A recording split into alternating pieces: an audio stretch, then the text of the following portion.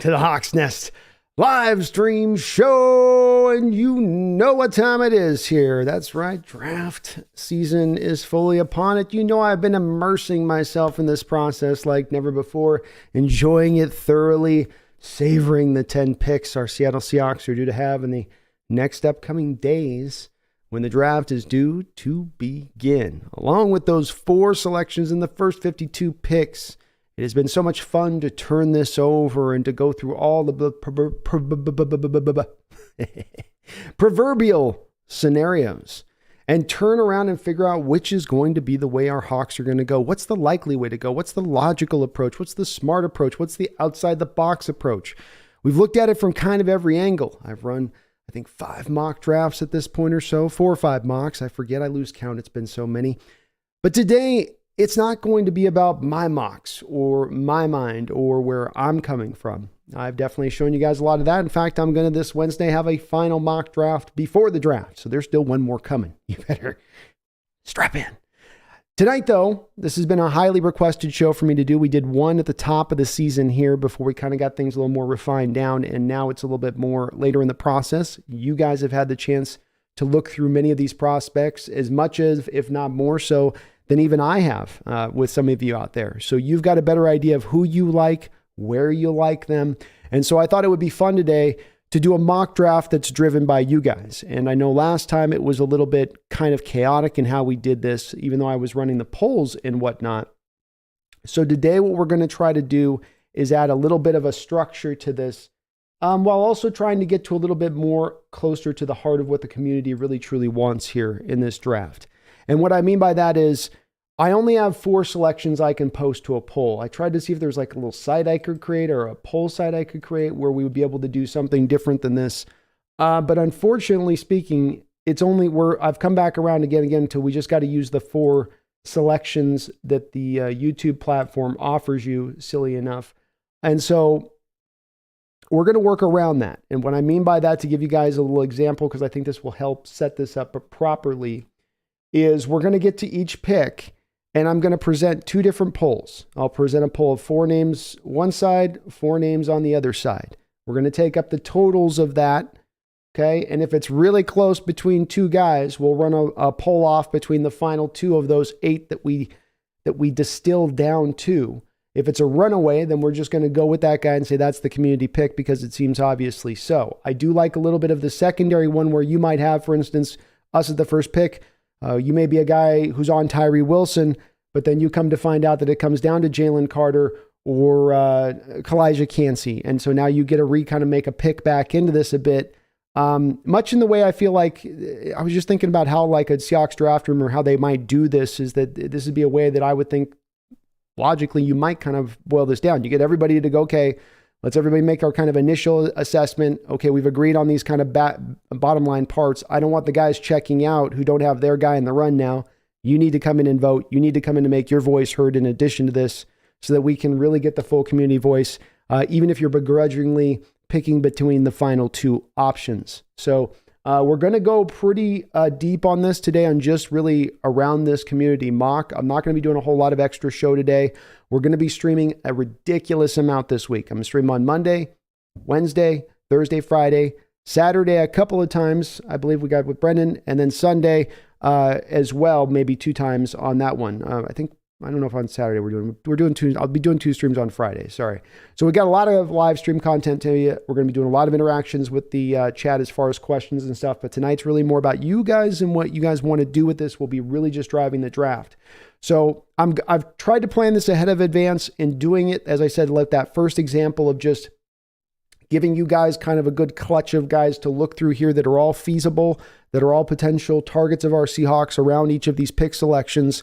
This will make it take maybe just a little bit longer, but I'm hoping that there's a little bit more of a satisfaction involved here with this and the feeling of, okay, this is really where the kind of the community stands. And I think that there is value in this beyond, I think, the entertainment value of this, because you may throw away a little bit of the consensus of what the community says. But what's been very interesting in this analytic age and starting to track things and what, experts do this and what experts do that, beyond there being this single entity out there like a Daniel Jeremiah, Mel Kiper, whoever you want to go through as far as your draft type of pundit, beyond one single source of being some smart genius level in their ability to apply who will be picked where and who should be picked where. It's the consensus boards when they've gone back to it that more often than not have been more righter than the one individuals out there. So there is a little bit of value in this, I think, beyond just simply, oh, it's just a fun little thing for us to do. I think we really get a little bit of a pulse really on, where this might just go. It'd be interesting to see if this mock, as we try to get to the right selection of things, has any kind of equivalency to what happens come draft day in a couple of days. I appreciate you guys joining me up here today. Please, before we get the stuff thing started, get liked up, let's get subscribed, let's get all that good stuff out of the way if you're not already. We're going to kick this off soon. As I said, this is going to be a little bit of a slow roll process as we go through here. We're going to have more people building into the chat. I'd like to get a little bit more, possible people we can get in here to make the kind of votes go. So on the early votes, I'm going to let them last a little bit longer as we get deeper into the drafts. The votes will go a little bit quicker. But the idea here is to try to get as many names into the poll as possible rather than, as we did before, simply just the 4 names that we had presented before. We're going to try to go a little bit more and deeper and see how that goes. Young Battle Game, what's up? Maxwell Stearns, good to see you guys. Nubalax, hello. Good to see you. Mark Habercorn, hello. Good to see you as well. Andrew Wynn says, I'm hyped for Thursday. You should get hyped for Thursday, Andrew. It's coming. It's coming fast after this long wait, after all this time just going, okay, which way is it going to, we're here. It's arrived. Nowhere left to run, nowhere left to hide. We got these 10 picks. We got these 4 draft selections. The most cash-rich draft the Seattle Seahawks have seen in their history by far. What they gonna do? What are they gonna do? William Leonard, it's good to see you, man. Just tags. Hello. The new ESPN draft simulator is crazy. I haven't tried it yet. I'll try it maybe after the show on that one. Barry Sotorero, it's good to see you as well. JDM, hello. Selly, Sean Lee, JDM. Yo. Sean Lee, Sea Dragons playing some fun football today. It's good to hear. They had a tall order to get themselves in the playoffs tonight. So come on, Sea Dragons. Let's get it going. New Black says, just don't reach. That's all I'm asking for in this draft. That's why I'm going to try to lock in on the guys that should be in that selection range, New Blacks. And because I'm going to be showing you guys the overlay of the screen at the same time we're doing this, you're going to be able to thoroughly look at the selections as well. We also have to cover a little bit of the one bit of the elephant in the room here on, as I was going through here and kind of figuring this out a little bit in advance. The Darnell Washington love that's out there. And I am leading this fan club, right? I'm the spokesman for the Darnell Washington fan club. But the one thing with putting this guy, and I was really drawn not to do it, I eventually just did because this is the will of you, the people. But the thing to consider as we make this vote and he comes up as a potential selection is that it does mean they're going to have to figure out to do something with Noah Fant. They're not going to run with 4 tight ends. I just couldn't not put him on there because I do understand that the community is every bit as hyped up for him as I am. And I think it'd be doing a little bit of a disservice if I'm calling it a community thing. Just go, well, they're not likely to. Who knows what they do draft day? Maybe they pick Darnell. Maybe they wait till they have Darnell in their hands firmly before then they decide to actually trade Fant. Or maybe it's just not a possibility. We'll see come draft day when it breaks down to that. But let's boil on over here to the other side. Michael Crowhorse, good to see you. Tuck. Hello. Rob Terrell, it's good to see you in the house. Got some familiar names on in here. He says, I can't wait to see the B. I can't wait to see B yell on draft day as we celebrate another great draft. I'm hyped to be hyped. I'm hyped for what's coming. I've told you guys a couple times, hey, I love the thought of Jalen Carter. I love the thought of certain players in certain places, but I'm not married to nobody. And as long as there's not some tremendous reach or just some crazy like what it's going to be a fun draft. And I have a feeling that with all of the arsenal of picks that they have, you miss one or two that you don't quite like. There's going to be so many more that you do love overall, which will, at the end of the day, do the most important thing here, which is make this team better next year and into the future. Let's bounce to the PFF board, though. Boom. All right. That was my little sound effect, by the way. I didn't have time to add sound effects. I need to get transition screen. All right. So, all right. Let's reset this a little bit here.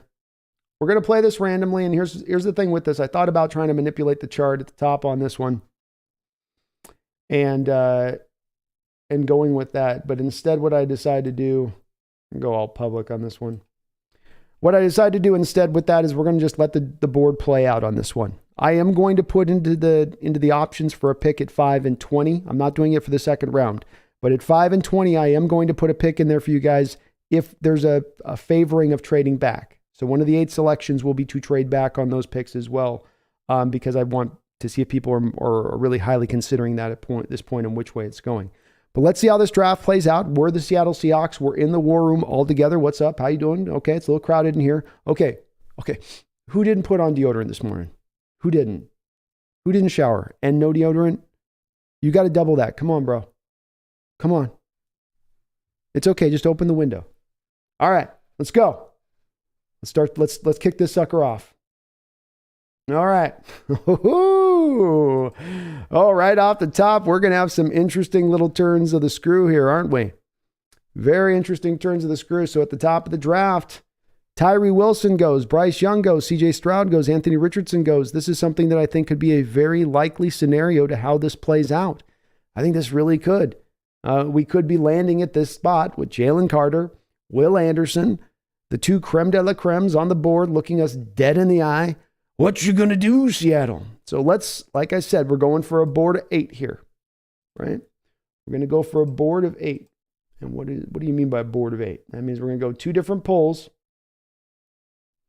So let's get the first poll created.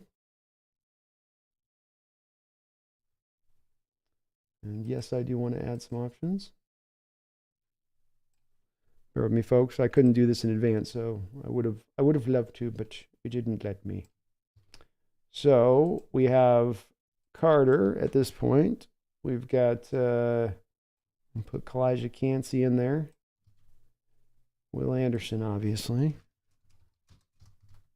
I think it's going to be a two horse race here, but nonetheless, let's exercise this. Okay, so the first one's up.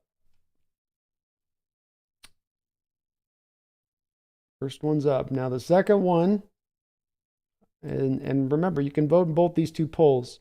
So it doesn't have to be you saving your vote for these 2 polls. You can go in both on these. The next 4 at this point, because of the fact that we do have still Will Levis on the board, is we've obviously got to put Will Levis up in there. So the next 4 are going to be Will Levis, Peter Skoronski, Devin Witherspoon, who the Seahawks have met with, or trade back. Those are going to be the next 4 options. But what I'm going to do is calculate in the total votes here as we go down these selections. So present your vote, and you will be counted.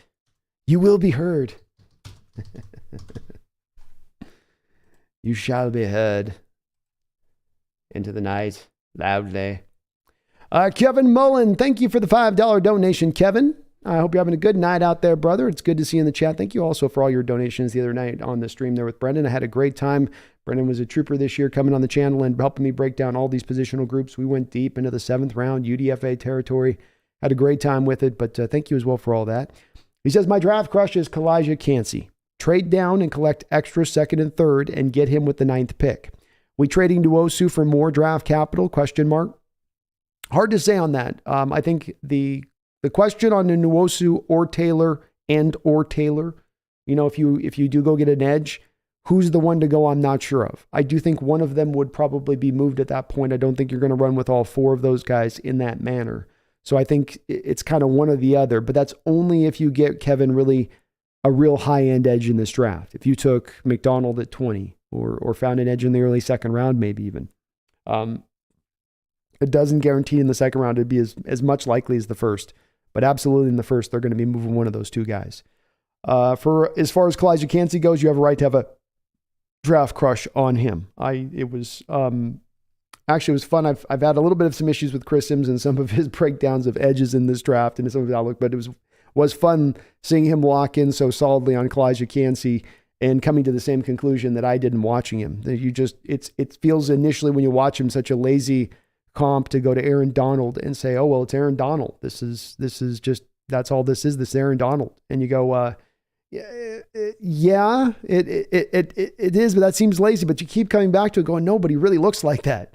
He really plays like that. And like Sims said, it's almost like he definitely trained with Donald. That's the way you feel. Like Donald was showing him his custom moves. You know, it'd be like an NBA point guard going to Allen Robinson, or not Allen Robinson. I've got too many Allen Robinson, Allen Iverson, and him teaching him the crossover for a couple of weeks. You know, here, let me show you this little You know, you get it out wide, get it out a little wider. Now bring it back, cross him over. And I swear Cansey was given some of those moves by Donald. It has to be when you watch the tape. And those arms are short, get it? But nonetheless, I really do like it. I think it would be hard to move back to 9 because that means that then the Bears are going to want to move up to 5, Kevin, to do that. I will say, though, that this draft, even going to when I was running the mocks through last night, even landing in at 20th, usually Kalijah Cansey was on the board at that point. Now, if we do choose to trade back, because in the next poll I'm going to run, trade back is going to be one of the 4th options. So if we do trade back, then that scenario definitely still presents itself to just then go get Cansey. I have a feeling, though, Kevin, as you probably know on this one, it's going to be probably one of Carter or Anderson, I would say here. In fact, let's take a look at the poll. It's like Carter's rolling pretty good so far here. So we got Jalen Carter, 62% of the vote so far here with 118 votes in. 35% to Will Anderson, so he's still lurking there in the background. Carter getting that love. And the character concerns do not scare away the 12th man. Kalijah Cansey coming in with 2% of the vote, and Christian Gonzalez with 3%. 121 votes in. Oh, shoot. I accidentally entered the poll. Hold on. My bad. Holy crap. Okay, so first off, early off the poll, I'm going to redo the poll here, but I'm going to do it 2-horse. Jeez, my bad. God, guys. Sorry. It's the live show stuff. So let's just go Jalen Carter. I am counting Jalen Carter as getting some more votes on no matter what happens here. So Will Anderson's got to overtake him by a bit to win this. But let's take this down to a 2-horse race here on these two. Sorry about that, folks. Live stream show. My bad. This is why you need a producer, you know? It's hard for the talent to be talent and producer. Tuck, not a lot of viewers watching right now. Everyone watching the Dragons game. It's all good, man. I figured it would probably be we got 178 in here.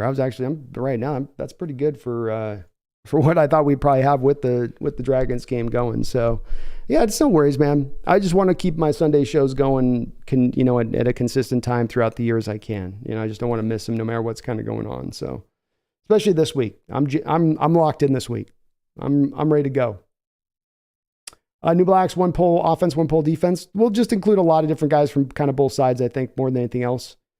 And we're going to let this Carter, Will Anderson one be proven out here. So again, just revote if you voted real quick on between these two guys, because those two guys were winning far above any of the other two of the competition on that. And I'm going to run one more poll of a 4, and then we'll put it down. We'll put it down to those 2 at that point. Ethan says, Brandon, your brain's going to turn to mush from all the streaming this week. I don't know, man. I've been building up the muscle, man. It's a different time than back in the day when I would be like not streaming as much and then have to go that three-day span. You guys are going to enjoy looking at me on Sunday because I'm going to be probably pretty much a shell of myself by that point. I'll be speaking in whispers and babbling a lot. I already babble a lot, but it's going to get pretty mushy-mouthed by that point, no doubt. Mr. 05 Chuck says, big doubt about Carter the Bust at 5. Understandable, man. I was expecting probably a little more hesitancy in some degrees in this poll as far as that, but I do know that, and I tend to echo my 12th man statement on this one. I love Carter too, so I can't deny it. I can't act like it ain't there. It ain't real. I want me some Carter. He is the one.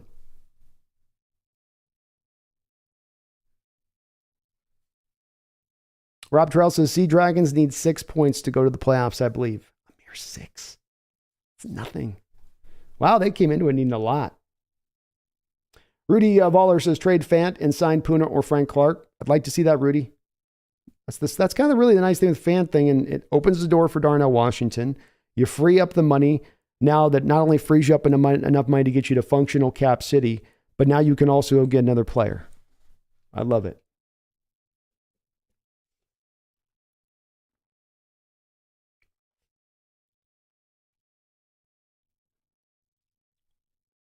I'm going to let the poll last a little bit longer on this one because I ended that one stupidly.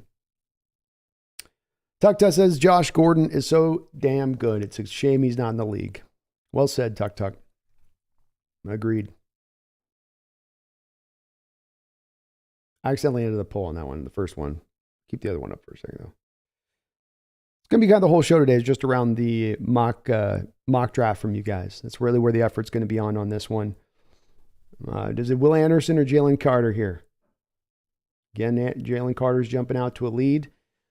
See if he can maintain it here. But there's also a lot of Will Anderson love in the 12th mans. No doubt about that as well. Jonah, what's up, man? Good to see you. Aloha. Big Country says going to be a lot of viewers here during the draft. I'm hoping so, man. I went back and looked at the numbers last year, and we put up sensational numbers last year for where the channel size was at that time. And, if we can kind of get into that same realm this year, I would be absolutely tickled. But I'm going to be going probably about 7 straight days without sleep because it's going to be streaming, and then I got to do the breakdowns on each pick, cutting everything together. Whew, it's going to be a couple days of Whoa City. Whoa City. I don't know if I announced it to you last time, guys, though. I will be on the last night of the draft. I'm going to be dropping, my book that night. So we got the cover done. We're ready to roll. See if you guys are feeling that. Rob Trell says we can still get old Jalari and McDaniel by trading back with our 20th pick or 37th. We could. I'm definitely, both of those guys are going to be on my list. I have them both right now on my list, or I at least have Will McDonald on my list with the second pick in the first round. He'll be one of the 8 defenders we look at. And then I do have, if he slides, he would obviously be there for the first pick in the second round. And then I also have the other person that you mentioned there, Ojulari, will also be one of the guys that we have to take a look at. So we'll be going through that. Again, we're taking our time with this. I want this to be a poll done with a little bit of precision. I don't want one of these just, clickbaity, newfangled, highfalutin. No. We're taking a pulse right now. Fingers on the 12th man's arm, I'm checking stuff here. Stony Bakeberman, if DTR wasn't such a priority, either would Carter. If DTR wasn't such a...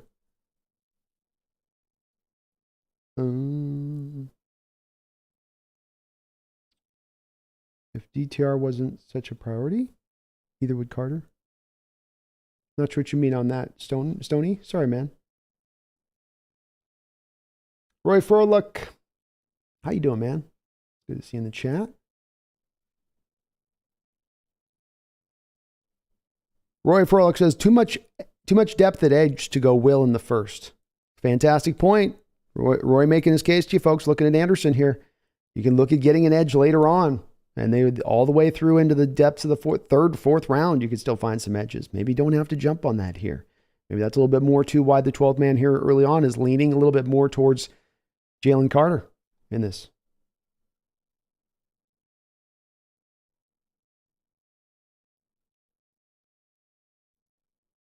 Hoxo says, knowing your love for Carter, I want to hear your argument for why we shouldn't take him. Oh, absolutely.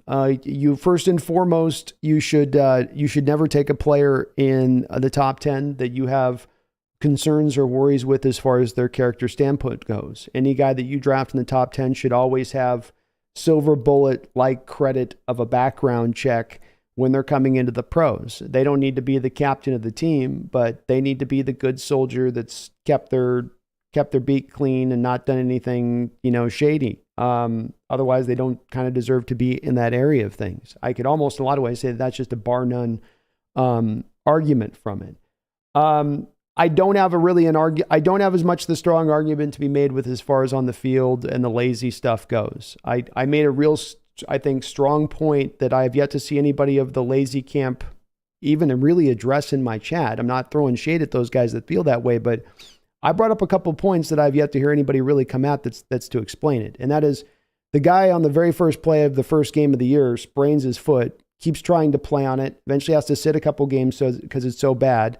Then not 4 weeks later, he has a dirty play occur on a high-low play, chip block, which is illegal, which causes him then to get a torn PCL, which go back and watch Cam Chancellor in the second Super Bowl there against the Patriots to go see how a player operates when they're on a torn PCL. If you're thinking that, well, he should just be a pro and bounce back off that, go watch that tape of Cam and tell me that was 100% Cam Chancellor in that second Super Bowl. And if you tell me that you think that is, then you're lying to me on the argument with that. So when it comes to making an argument about Carter on the field and what he does in between, I look at a guy this year, still went out this year on tape and dominated. Maybe didn't put up the statistics that people are wanting him to put up from in the inside.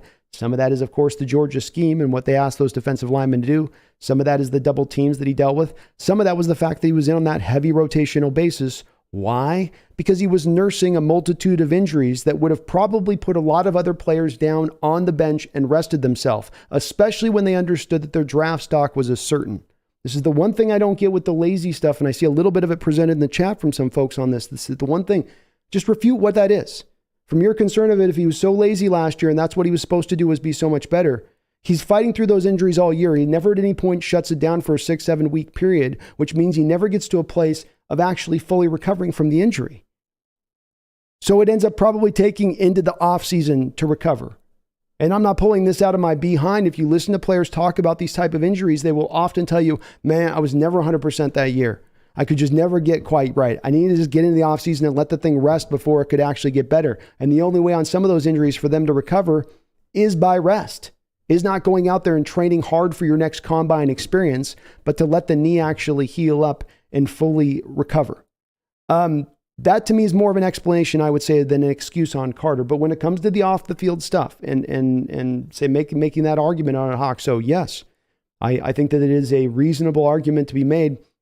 If the character concerns do not add up, that in itself is not good enough. I don't know that I yet arrived, of course, at that point that I believe that stuff, but that would be it's a strong counter argument. It's not one that is as much to me put in sort of the shallow waters of he doesn't have that built-in instinct to really try to go for it because he's super lazy and he just doesn't care.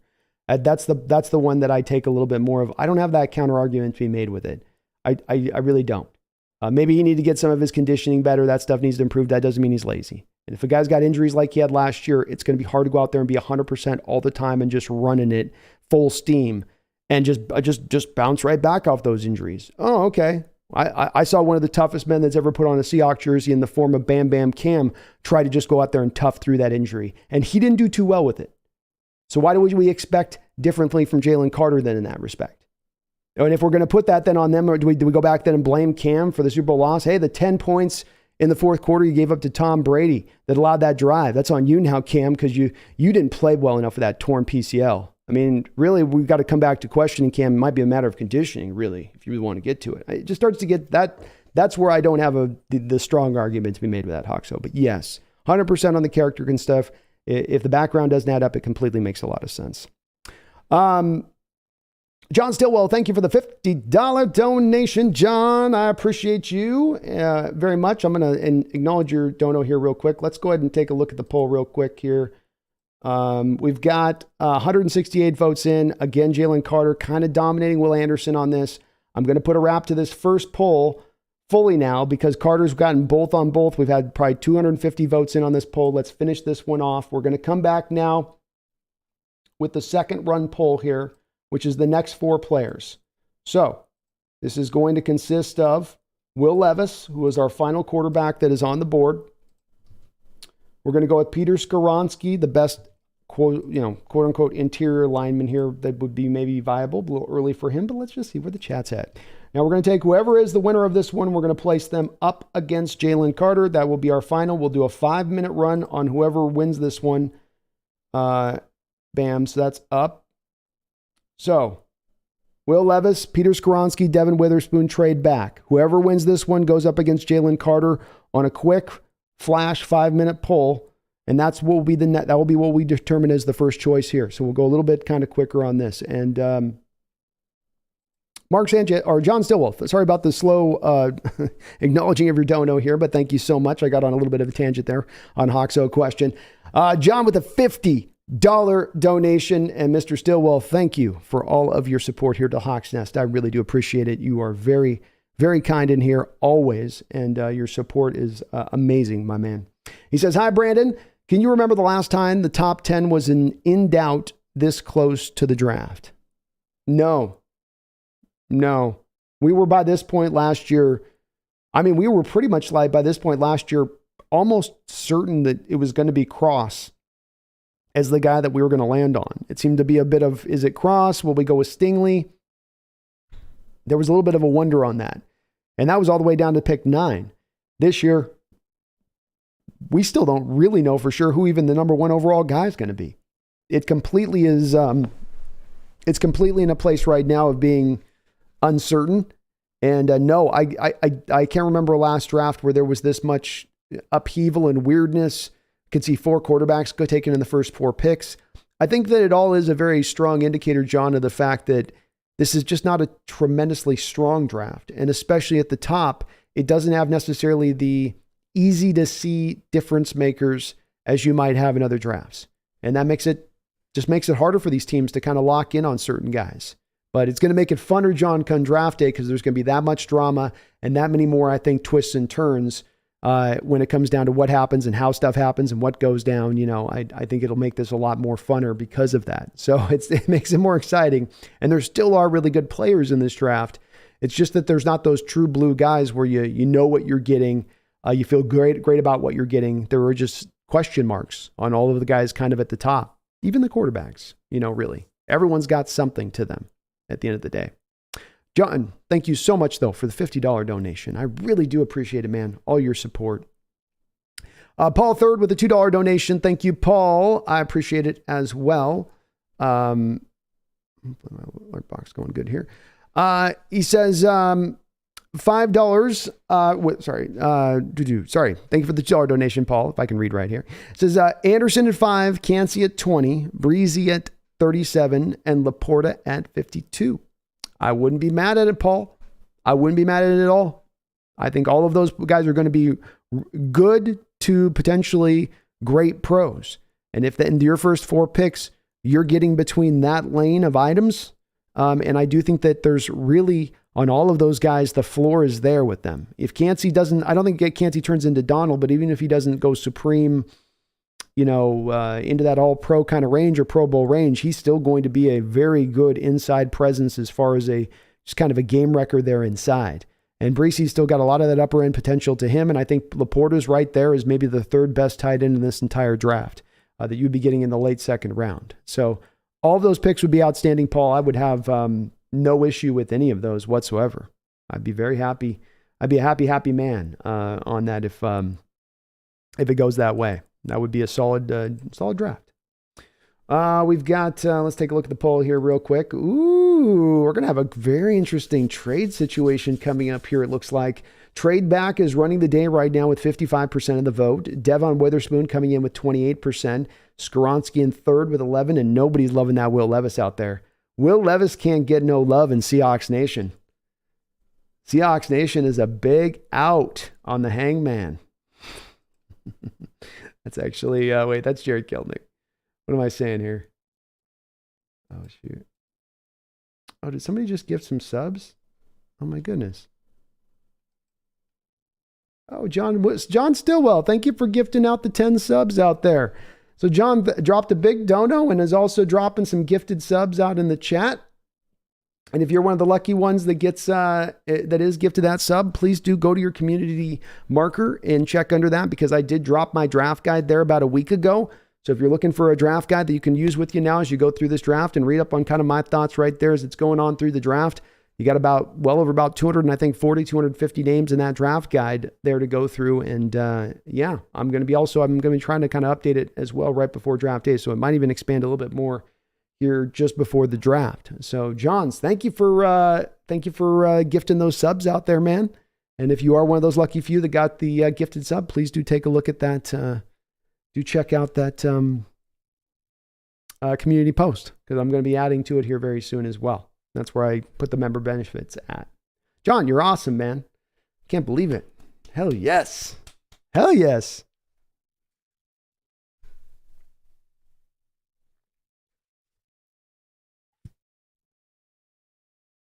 Ethan says, as much as I would love Cansey at 20 as leader of the Darnell Washington fan club, I may need to back it up by voting for him on the next poll.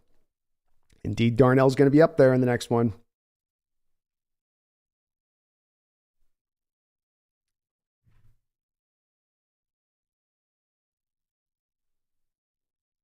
Just JNC Outdoors, I would say Darnell Washington will be a Seahawk if we trade Noah Fant. I would too. And I would love to see it, JNC. I think he's going to be a better player than Noah Fant. I think Noah Fant's solid. I think Darnell Washington is going to be just a little bit better overall. I think his blocking will be a big separator between him and Fant. And I don't think Fant's going to necessarily be that much of a separator as a pass catcher for Darnell. Brian Meyer says, B, what Hawks are changing the defensive scheme? What do you think? Hard to say what it is exactly because it was this end of this comment deal that Sherman said. It was notable, obviously. That's why I certainly presented as a short on the channel, is that I do think it's not just some flippant thing that Sherman's saying here. He's dropping a little bit of a back-end nugget there in the podcast. It means there's a change coming. I've kind of gotten to kind of a real bare bones mark on it, though, Brian, where I say there is something they're going to do differently this next year defensively than what they did last year. That could be everything from just a change conceptually from what they do in the coverage, which would make sense because you lost Sean Desai, so you don't have your Fangio mastermind, quote unquote, in the house. I know he's not a mastermind for many. I'm just, you know, for lack of a better term right now, you know, you're expert on the Fangio defense. You don't have that equivalency right now. So you go, okay, we're going to go back to more of our old kind of coverage schemes at that point. That could be that. It could also be that they're going back to the 4-3. I would think if it was a true blue going back to the 4-3, Brian, we would have heard more about it. Somehow, some way. I don't think they would be just waiting to unveil that one, though. Maybe they're trying to catch people off guard or something. But it does mean a change is coming, which is good because last year's situation wasn't working. And I'm just going to pray to God. I'm going to pray to God, Brian, that it was the two-man fronts that they're doing away with. No more two-man fronts. That's just no more of those big gaps down there in the defensive line. Please.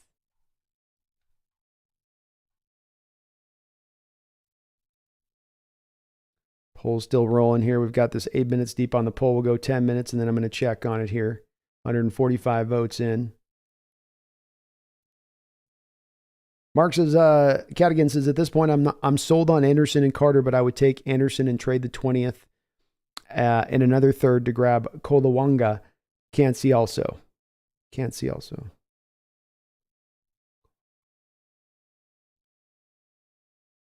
Makes sense. I think that they do. If they do Mark pick just at 5, I think it makes the likelihood of them moving off at 20 at that point much, much, much, much higher. I would think.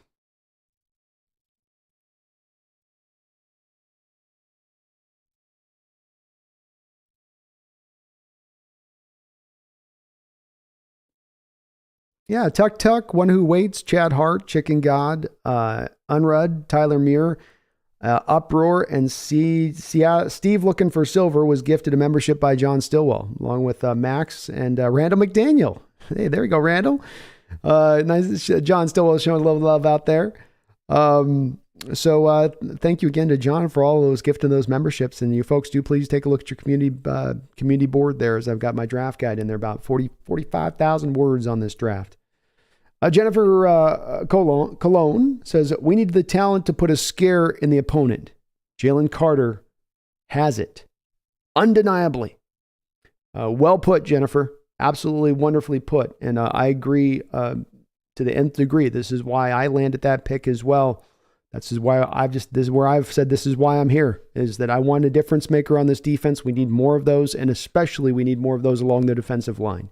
He addresses the biggest need with the most difference-making level of talent that's in this draft. I pair those two combinations up at 5, and that's just how I begin my draft. I am on the road to replicating what I did last year, and it would be awesome to see. So, well said. Swedish Fish says Carter at 5 and Nolan Smith at 20 would make one happy Hawks fan. Certainly is possible. And Nolan Smith, if he is available for us, will be on my board there to pick at 20. I think he's going to be off the board by the time we pick at 20, though. All right, so we're 10 minutes in now on the poll. Let's get back and take a look at where we are as far as the results are concerned. Trade back is pretty well lined up with 160 votes in. Trade back sitting at 56%. Devin Witherspoon's at 26%. Skronsky at 11% and 7% to Will Levis. So, pretty concrete results here, I would say, on this poll. which we're going to go with one last poll for 5. We'll do this as a quick shock poll at this point. But what we're going to run here is we're going to go Jalen Carter or trade back. So we have given the community all of the options presented here at this point. We're going to find out what the final call is. And if we trade back, I'm going to move not super deep. I'll move back into about probably the Titans-ish pick. We'll see what's there in front of it. I don't think the Bears are likely. I don't think the Eagles are likely to move back. We don't gain a lot by moving back to simply just the Raiders pick, but we'll see also what's offered there. Maybe I'll present to the chat what trade options are the best options to take at that point. We'll go from there. But this will be our pick now. We'll see which way it goes. Again, I'm going to run a 5-minute quick just draw pick on this one. So if you want to get your vote in on this one, get your vote in. Yeah, John Stillwell is the MVP. He is for sure. He already was with the $50 donation, but now it's just, now we got to get the crown out for you, John. I got to get the belt polished off. Ruben Rubens, Arizona's going to take Carter. Now what? I've seen nothing connecting Arizona to Jalen Carter. I would be very surprised at that administration right now, needing to get people into the room, especially with Budda Baker trying to force his way out in trade. They're desperately probably trying to get some guys in the room that are not only going to be great players, but also some leaders in the clubhouse. Do they trust that at this point with Carter? I don't think so. It's possible, but we're going to try to stick to what I think in this scenario is what the likely scenario is to play out at this point. And the Cardinals have been connected to Tyree Wilson. That is the guy that they've been kind of excited to look at. Big Buck 34, who is my favorite choice at 5? It's Jalen Carter for me, Big Buck. That's just the way I lean. I've just keep coming back to it over and over again where the question concerns, somebody asked me about, they're real. I'm not trying to overlook them. I'll trust in the general manager's assessment on that situation. But just from what he shows on tape and who he is as a player, I trust my assessment and my outlook on Jalen Carter as maybe any prospect that I've evaluated in doing 4 years of this channel. And my track record, I don't think, has been very bad. I think I've held up pretty good for the most part. So if I really am leaning into this one, I do feel good about it. I don't know the character stuff. I can't reference it. And really, I've always thought it's kind of a nowheresville argument, doing much to try to even, guess what's happening with that. I'll trust John if he passes, but if he's there and John loves him and John trusts his outlook, John, grab that guy and don't think twice. Everyone talks about, well, you'll never have a chance at another quarterback up here again. You'll never have another opportunity to get a QB here. Yeah, you know what? We're never going to have an opportunity to get another impactful defensive tackle like this either. That whole argument applies just as much to a guy like Jalen Carter, in my opinion. I'm not trying to sway the poll here, by the way. I'm not trying to sway the poll. But I was asked a question. All right, so we've got Carter is dominating this poll 2 minutes in with 107 votes, 82% of the vote. The 12th man is saying, we need defensive line help. And I'm not rigging these numbers. Carters are definitely going to have it here. 2 minutes to go, 109 votes in. Carter's leading the day. If you want trade back city, you better get that sucker in. Megan over there just ding, ding, ding, ding, hitting that trade vote button. It's good to see you here, Megan. Hope you're doing well.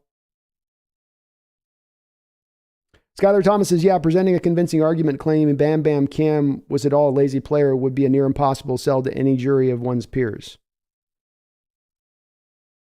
Yeah, and I hope, Skylar, I wasn't presenting that Cam was lazy at all in that respect. Just that the thing that's been presented on Jalen Carter is this past year he's lazy. He's being rotated out in games. And so what I was saying there, Kyler, and maybe you're just confirming this on top, so I know it's the character count limits it. I'm not saying Cam was lazy. I'm saying, though, that you have a torn PCL, you're not able to play at your 100% best. You could fight through it. You can be a good warrior. You can go out there and take the pain, take the shot in the knee, whatever else, but you're not going to be able to cut. You're not going to be able to move with the same athleticism as you could if you didn't tear your PCL. And it's great these guys are warriors to go out there, but they're also reduced in capacity. And you want to, at that point, also kind of protect them a little bit if you can. But I wasn't trying to say that. I hope that's not what came off in that, because I would never in the world say that about Cam.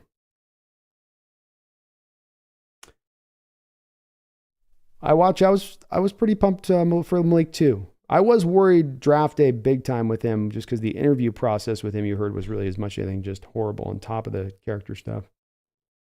But he was a good talent. No doubt about that. All right, so we got one more minute left, 132 votes in here. Jose Lopez says, our biggest need for so long is an elite defensive tackle. Could solve all our problems here. Could take you a monumental step into that direction. That's for sure. Michael Camp says, if we go Carter at 5 and Cansey at 20, now that there's rumors of us going back to the 4-3-D, would we use Drummond Jones as an edge instead? Probably not. You'd probably, Michael Cam, just run... What you would probably do is run a lot of, Carter and someone else early downs. You'd mix in Draymond out of the 3-tech. I think that Draymond could work just fine out of the 3-tech inside. I mean, that's essentially what your place is in the Fangio scheme anyway, as a 3-4 defensive end. You kind of do the same kind of stuff. It's a matter of maybe like a half a foot left or right in your alignment pre-snap, but you're going to be doing kind of the same sort of things. So you could probably mix a little bit of them on the edge at that point, but I wouldn't think that that's what they would do myself.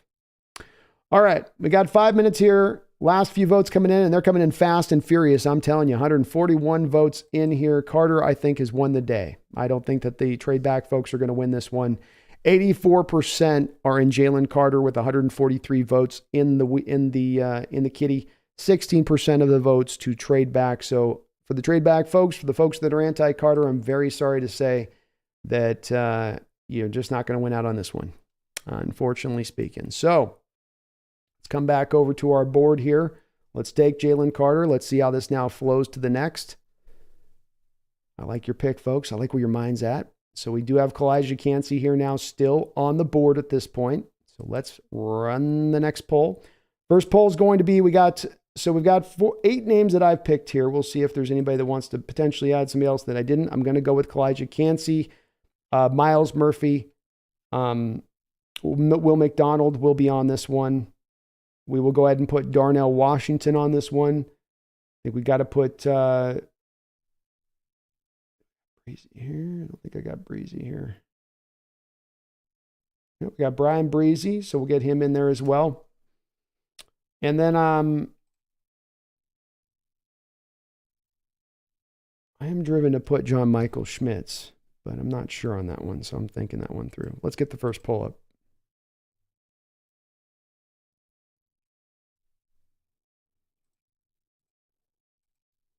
And again, don't be mad at me for the Carter pick. This one isn't me. You can get mad at me on Wednesday when I make Carter our first pick in my final mock. But today, this is on the community. You can downvote the community, but don't downvote me. It's not me saying it. You know what? We'll do this instead of Bijan at 20. I just don't think Bijan's a possibility, so let's take him off.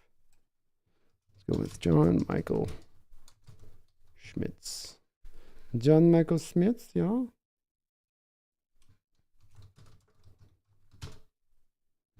Number 20. Okay, first one's up.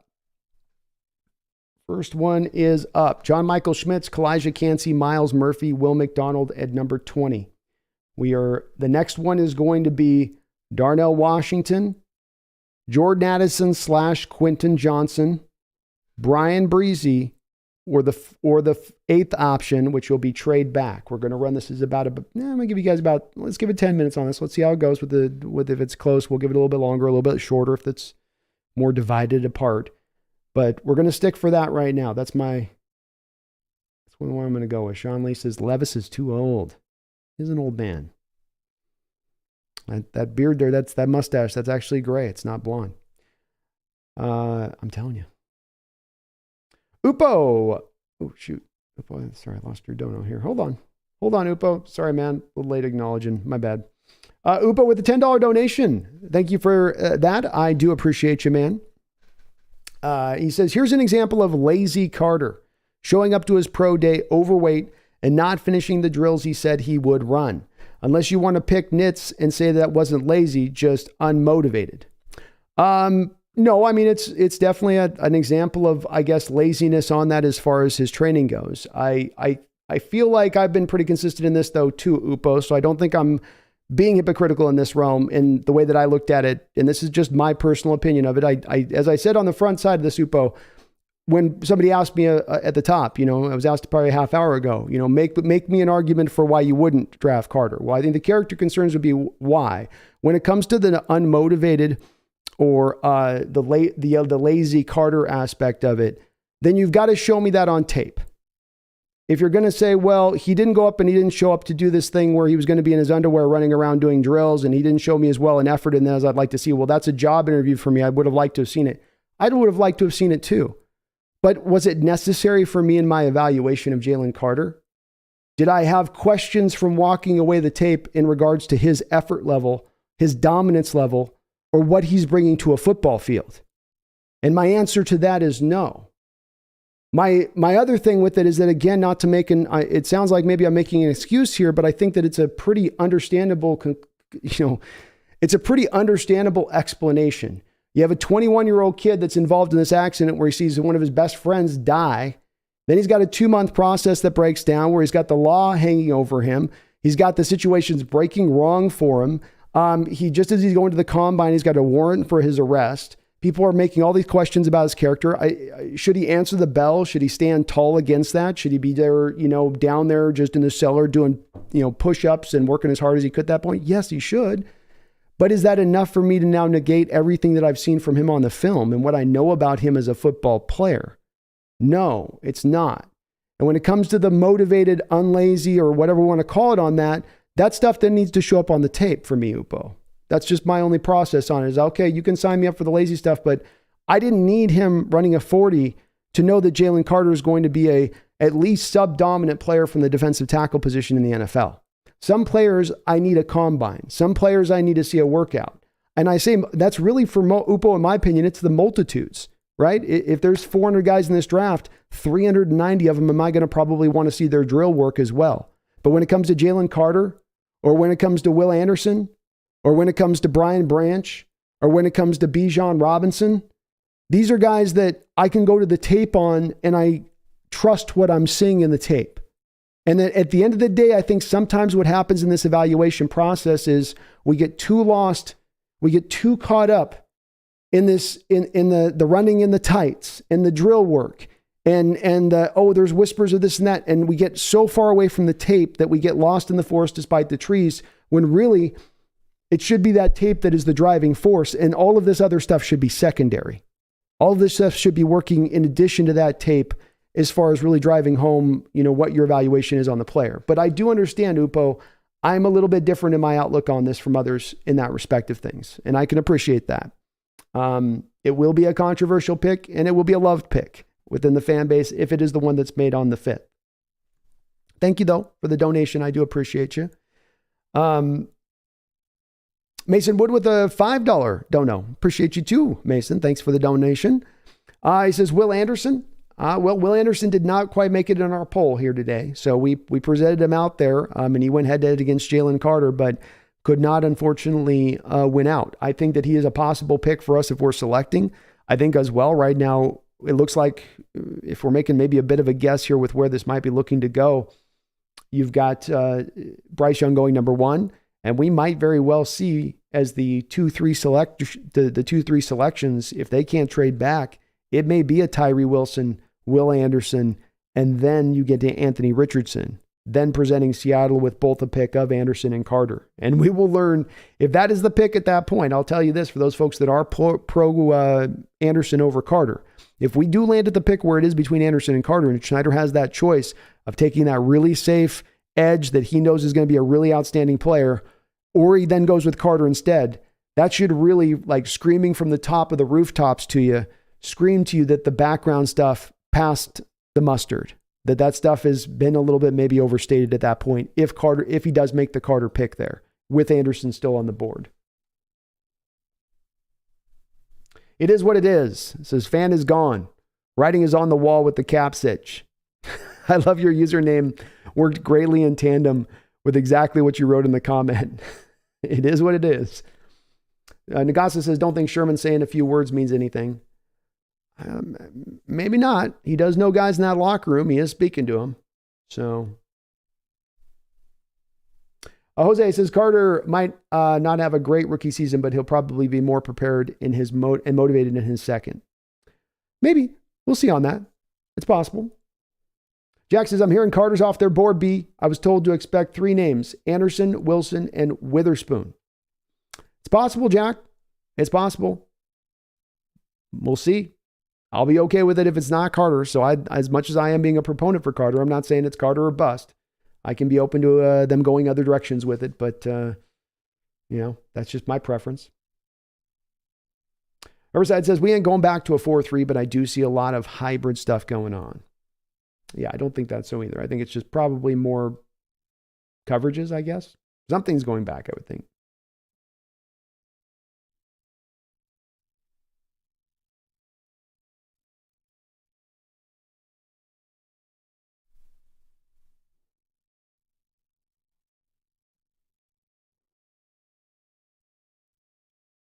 All right, so we got 7 minutes in on this latest poll right now, and it is a little close. We've got 18% of the vote with John Michael Schmitz, 44% of the vote to Kalijah Cansey, 27% of the vote to Will McDonald. I'm going to give a couple minutes, 1 or 2 more minutes on it, and then we're going to wrap this one up. I'm going to go to my next 4, which will be Darnell Washington, Jordan Addison / Quentin Johnson, Brian Breesy, or trade back is the 4th option. I'm going to put Addison and Johnson together, and if you guys pick that option, we'll try to parse between those 2.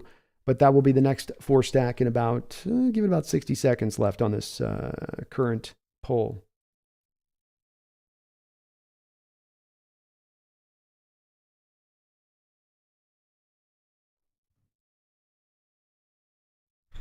Jackson's Arizona has Tyree Wilson as the number 1 defender on their board. I think it's very unlikely at this point Tyree Wilson makes it to 5 as even a possibility based on what we're hearing. Mr. Chuck, I'm not certain that if you did trade back to the Raiders with the Carter situation, that the Lions wouldn't jump on him at 6. Possible, I guess, but I'm not sure. Tony Wright says Arizona will either take outside linebacker Will Anderson or trade back to acquire more draft picks. I think a lot of teams are going to try to do that. It's good to see you here, Tony. Hope you're doing well. Your boy Michael, what's up? Says, we need to fix the run, and that's what Jalen Carter does. He's my favorite player in this draft and my number 1 player in this draft. Mine as well.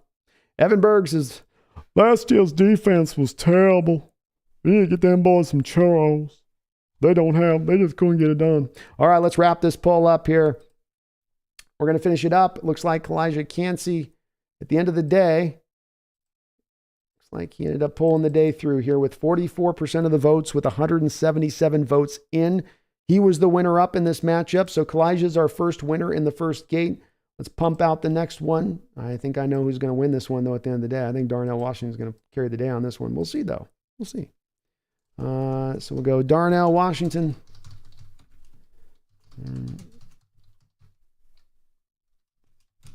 Johnson or Brian Breezy.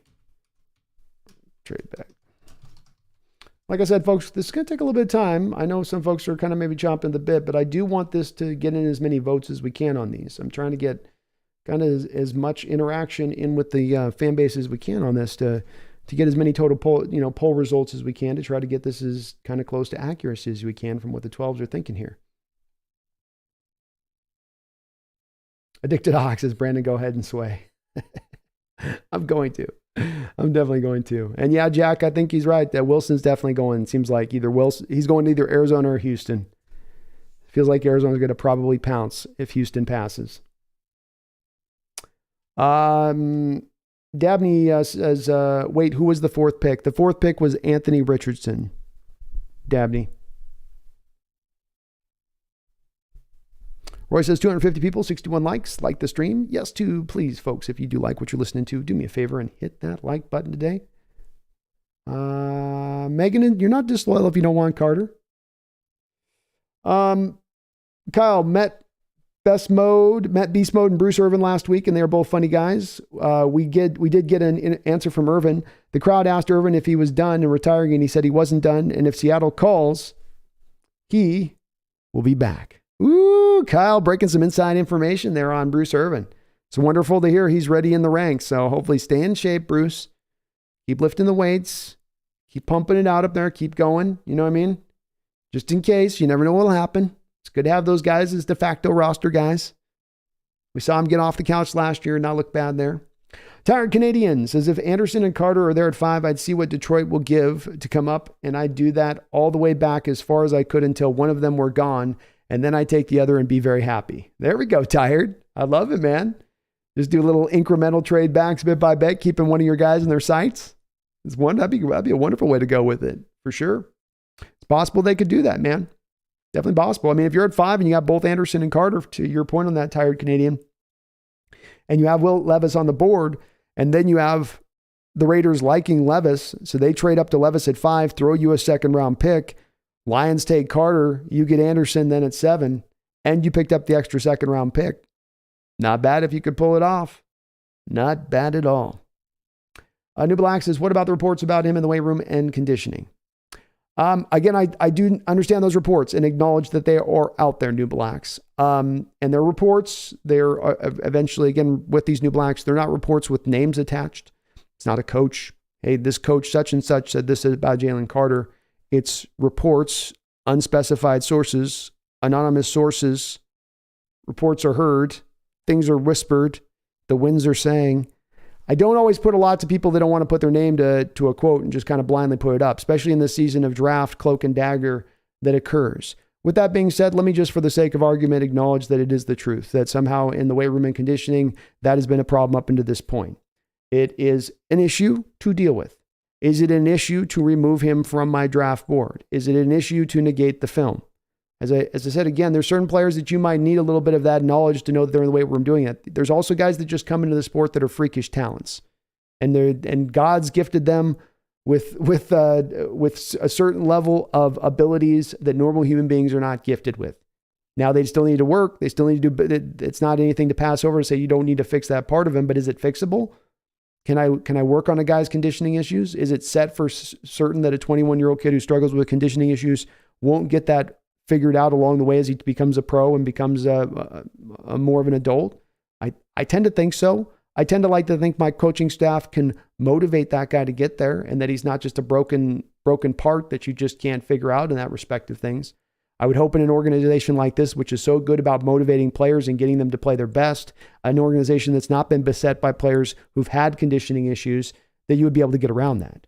But I will acknowledge it's an issue. I just don't think it's enough of an issue to completely whack a guy off the board. We are 4 minutes into this current poll right now, and indeed, Darnell Washington is leading, but the trade back scenario at 32% is also lingering in there. So folks that are on board with the Darnell Washington situation, now remember, you took Jalen Carter at 5. We may want to consider here moving back at this point, and moving back, you could go and get that extra second-round pick. We could get more picks in this draft. You're really in love with Darnell Washington as well at this point. Understand that when I was looking into the early second round, you could still get Darnell in my proverbial mock in the first second round pick.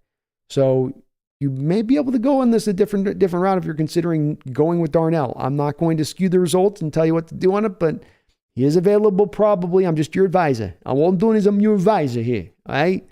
Now you can go Darnell Washington. He's a good player. Darnell's a very good player. All right. You're going to be very happy with him at tight end. He's like one of those 80s tight ends. He's like a Mark Bavaro. Okay? Forget about it. Forget about it. I'm telling you. But I'm just saying, you can get Mark Bavaro in the second round. You could trade back, get a little bit more up at the top now. Just saying. I'm just saying. We got 39% to Darnell, 30% to trade back. We'll give it a couple more minutes on this to let this roll.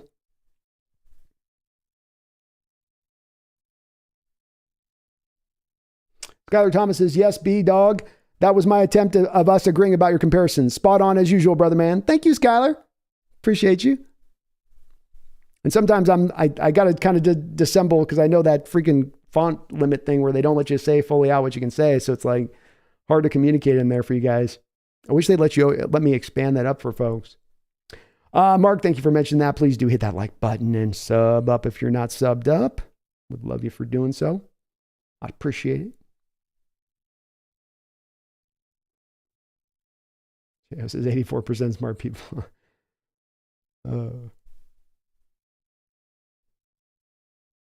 Even Tech World, I think we'll do rounds 2-7. We'll do 3 polls and narrow it down to a final poll of 3 players. I'll do a little more expansive through the first 2 rounds, and then by we get to 3-4, it'll be more condensed. But I'll run the polls quicker as we go. On these early ones, I want to allow a little more time, but on the polls in the second round, we'll be going like quick 5-minute polls on those. But I do want to get the 8 guys in the second round. I want to see where everybody's at.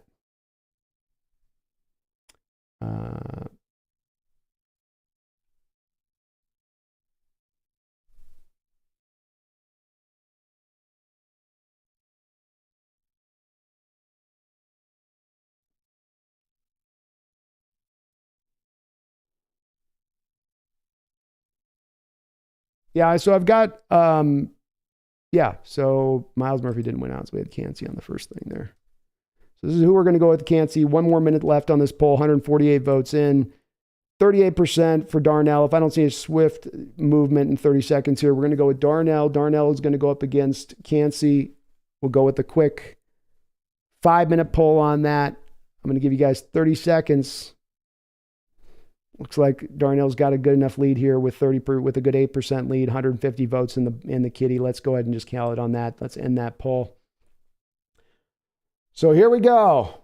Poll for the next second round pick. As I said, we'll speed this up in a second here. Who to take at 20? We got Darnell Washington in this corner, or do we go back to defensive line after taking Jalen Carter with the first pick? Let's ask the community. We're going to do a 3-minute poll. This is going to go fast. Darnell Washington, Kalijah Cansey. Who's the 20th pick? Make your selection and make it fast.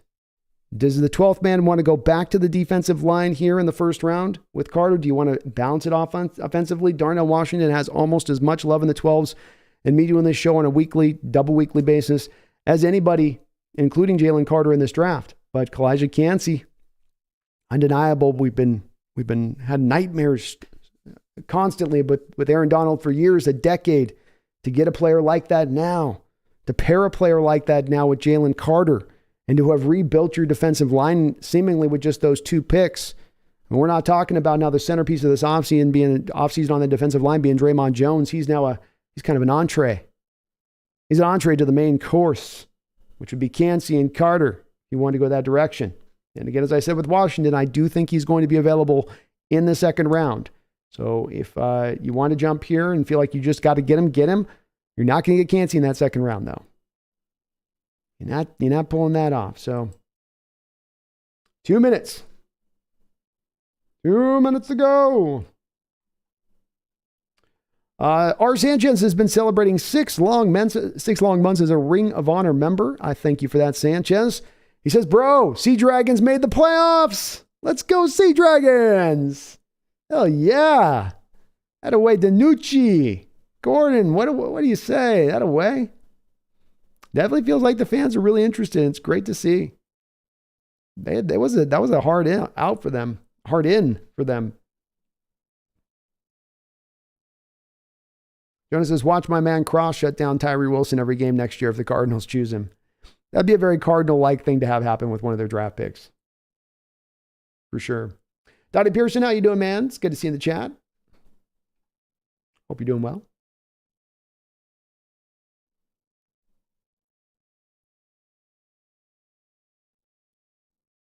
One minute to go on this one. Darnell definitely herbicide has to wear 0 if we pick him. Tired Canadian, don't get Washington, get Kuntz later and coach him up and trade this pick back. I thought trade back was going to happen, but just not enough folks were in on it. I would have traded back probably, but Cansey might not be there if you do move back.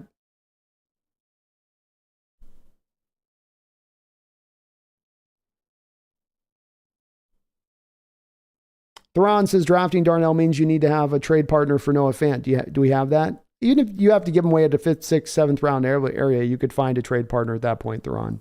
Somebody would pick him up for that. John says, Brandon, I've got to go play some notes for people. Nice broadcast. Thank you, John. You have yourself a great night. Thank you for all the donos and gifting those subs. You take care of yourself tonight. Tom Drewunkas, I think 12s Hawks are over the cap and need to trade on Fant for a 4th pick. So the right pick is Darnell Washington, though I want them to trade back to 25 before taking him. That's what I would have liked to have done too. I'll tell you what, the Cowboys are lurking there too. You might not be able to get him if you trade it back there. Though he may be, it's hard to say with him. He's a bit of a tough player to kind of pin on where he's going in this draft. Jonah the Whale with a $2 donation. Thank you, Jonah. I do appreciate you. It says Carter and Cansey, Simpson for me. Well, nothing wrong with that. Just meat and potatoes right there, Jonah. Thank you for that donation. And yeah, I think that's a great way to go. If the Hawks fans want to go this route, you guys got my support on this. I am in favor of it. But thank you for that, Dono. All right, let's look at the poll here. It's pretty stunning. The results, pick 20, Kalijah Cansey at 79% on these votes with 21% to Darnell Washington with 126 in the kitty. I don't think these results are going to swift and change a different direction. So let's put the crown on the man, Aaron Donald 2.0, the pit monster, the new Donald, the new model. We are going to go with the Seattle Seahawks fans on this pick. One Mr. Kalijah Cansey. Here we go. Boom. All right. We drop down now into the second round. Who are going to be the names that I'm going to present to my Seahawks faithful here now? We are going to present John Michael Schmitz, Maze Smith, Darnell Washington. But before we do that, we've got to run one little three. This is another just a quick poll here that I want to run at this point. Why? Well, we've got 4 linebackers that we need to differentiate from. I can't speak tonight. I'm not pronouncing very well. But let's take a look at these linebackers real quick. I want to show you guys something. As I was running through this last night, I was looking at this. So what you guys notice here is we got our sacred 4 here, don't we? We got Campbell, Sanders, Henley, and Simpson here. The sacred 4 at the top. So what I want to do, I want to figure out which of these 4 is the one the 12s want to include in my 8-man poll. And I know some of you are looking to have this kind of go a little quicker. We will go quicker as we get in the third round. I want to get this one right, so please bear with me on this because I think it's worthy of getting this one right. So,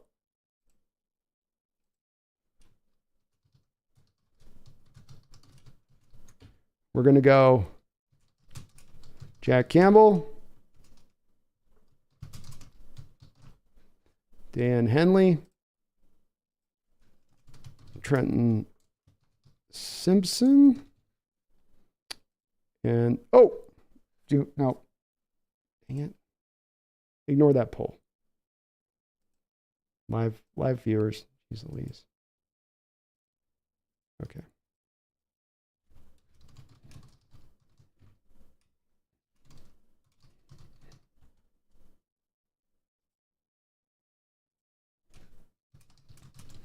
Wish they gave you more options on this. Make this a little easier. And then Dan Henley.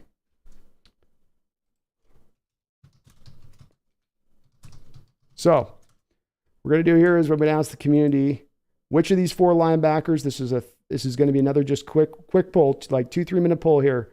4 linebackers: Dan Henley, Jack Campbell, Drew Sanders, Trenton Simpson. All 4 are on the table right now at pick 37. So we're going to decide on which of those linebackers is going to get included with the 8.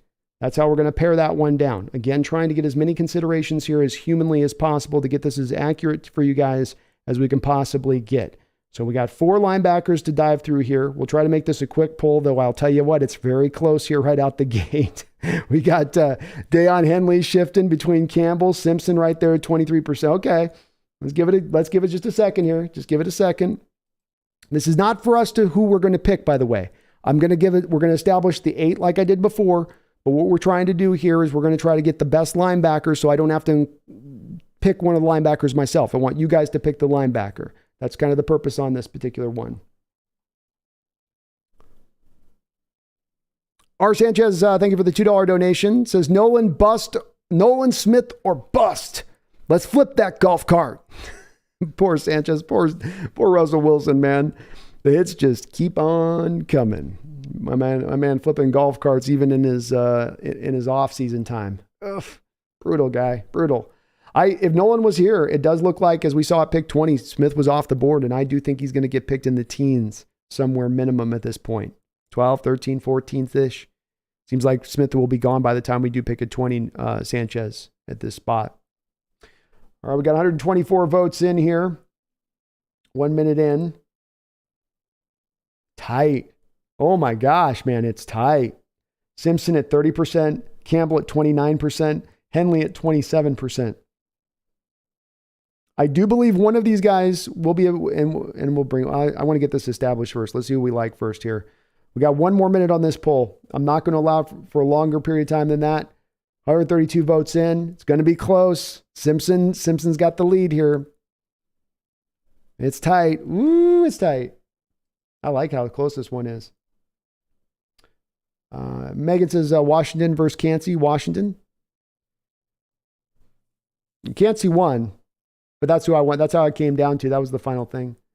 Tony Wright says, and then there's the San Francisco 49ers who torched your run defense 3 times last season. So you have to take Jalen Carter at pick 5. I think you have to. I think you got to as well. Just makes a lot of sense. Chicken God says we need to go nuts on the defensive line. We do. Footed Silver says, Brandon, open my eyes to cunts. I like the value there. There's good value there.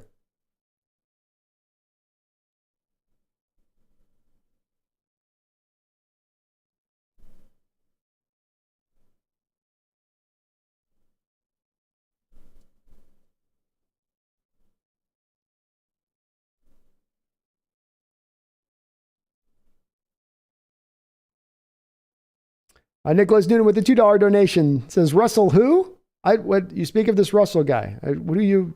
I know not of this man you speak of. What do you speak of? I appreciate you, man. Thank you for the $2 dono. Snail with a $5 donation says, did Russell flip his golf cart because he couldn't see over the steering wheel?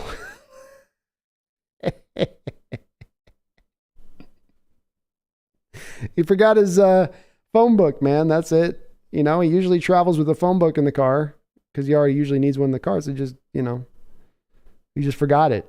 He was too caught up on the clubs he was bringing to the course that day. And, you know, should we send him some phone books to sit on? Oh, man, I stole your joke. My bad. Let's roll. Laughing out loud. Let's roll. Hey, who hasn't rolled a golf cart, though? I remember once I was having fun with my buddy. We were about the 17th, 18th hole. He's pretty sloshy at that point on the beers, you know, hot day. And he went up for a drink and I did the old hard swerve and sent him out of the golf cart. And he just he did like a person that's like kind of inebriated, who just fell out and just kind of laid there as I did it. Then he got back in and I was trying to do it to him again. And he grabbed the wheel and yanked it, flipped the thing over. The roof landed on his finger and broke his finger. But it was very funny in retrospect. I don't know if Russ was doing that. I don't know. Maybe they were doing that game, you know. I don't know if I can't say that's what was going on. All right, I promised a quick poll. This is a quick poll. Let's end the results. 3, 2, 1, done.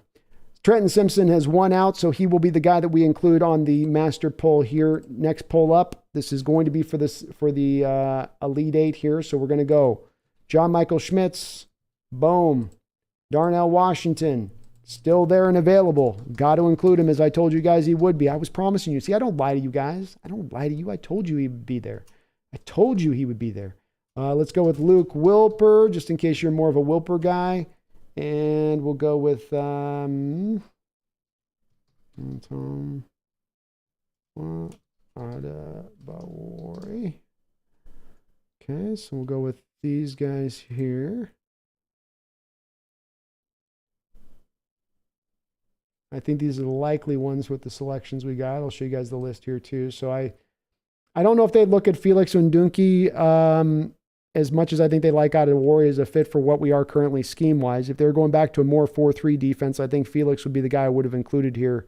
But I didn't include him because of that. I think it's a little early for running back. I don't have him on the list. Maze Smith is going to be on the next selection. So on the next selection, we're going to have it be Maze Smith,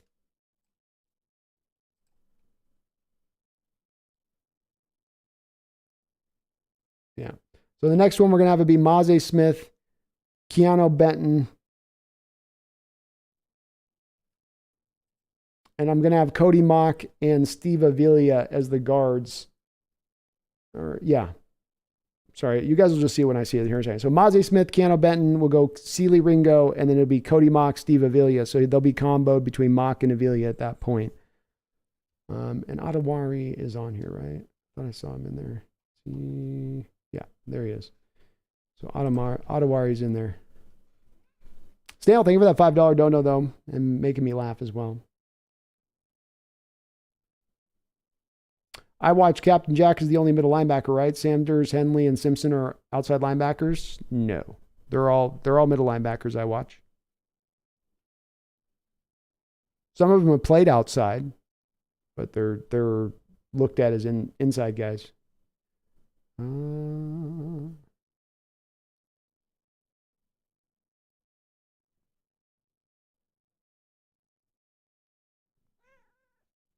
No, I don't need you up here. Sorry, not right now. I don't have the room with the green screen. My bad. Oh, sorry, kitty.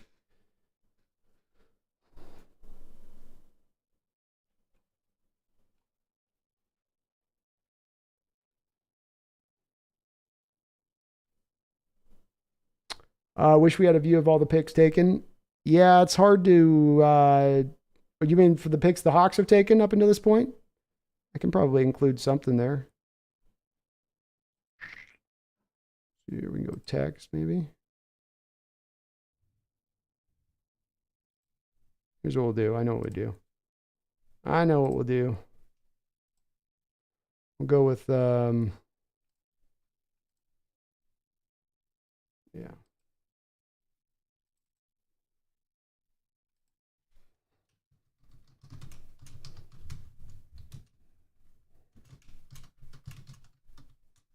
Oh, yikes. Hold on, I'm doing I'm putting up the current picks, folks, so you guys can see who we've selected.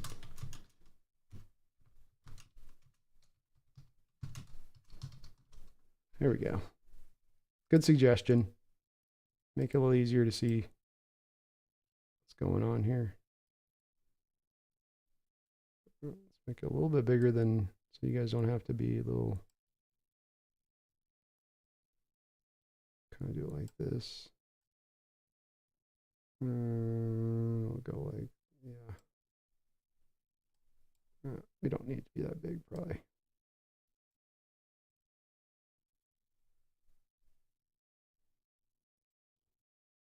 It's going fast as hell. They slow that thing down.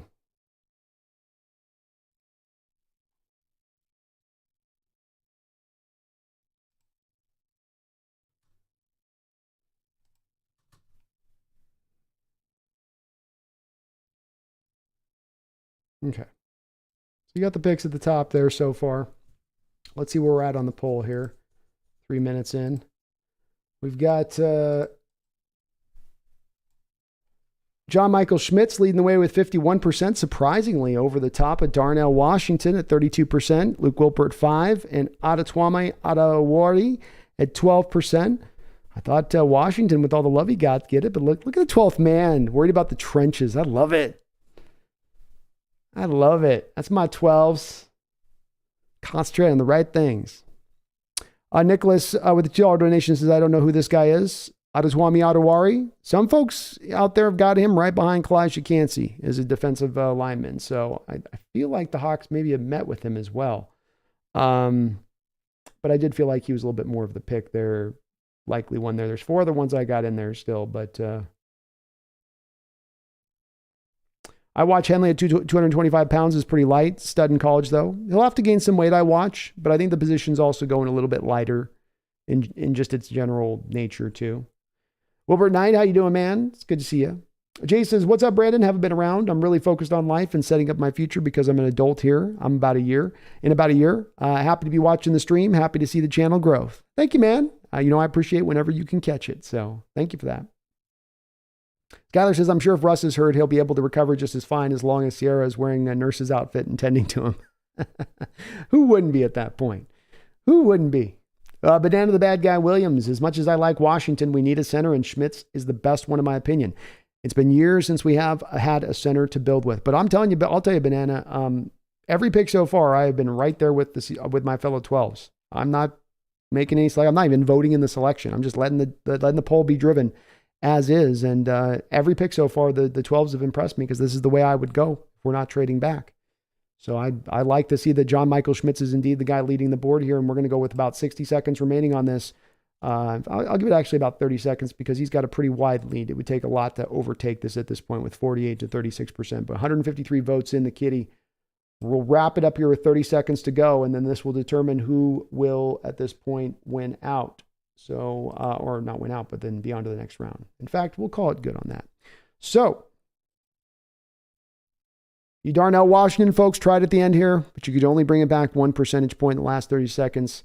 Unfortunately, I've got to end the poll on that, sad eyes, as it does look like the Darnell Washington dream is indeed at this point dead. Let's go with the next 4, as I said on this one. So we're going to go with, now this will bring us down to pick at, I guess we're at 37. So we're going Maze Smith, no doubt about the value there. Keanu Benton. I think Maze Smith's the pick over Benton at that point, so I'm not going to go with another defensive tackle. Ringo, we'll go Cody Mock and Steve Avila, though, because this is more about do we want to go guard than anything else, then we'll go between those two guys. And then the last one, all right, chat, give me some feedback. Who's our last guy for this in the back 8? So this is our back 4 and the back 8 for this first second. And we can get Keanu Benton later, potentially, by mixing out. So we've got, let me show you the list here. I could put Felix on there if you want. Jahmyr Gibbs on here. Josh Downs is on here at this point. Sam Laporta.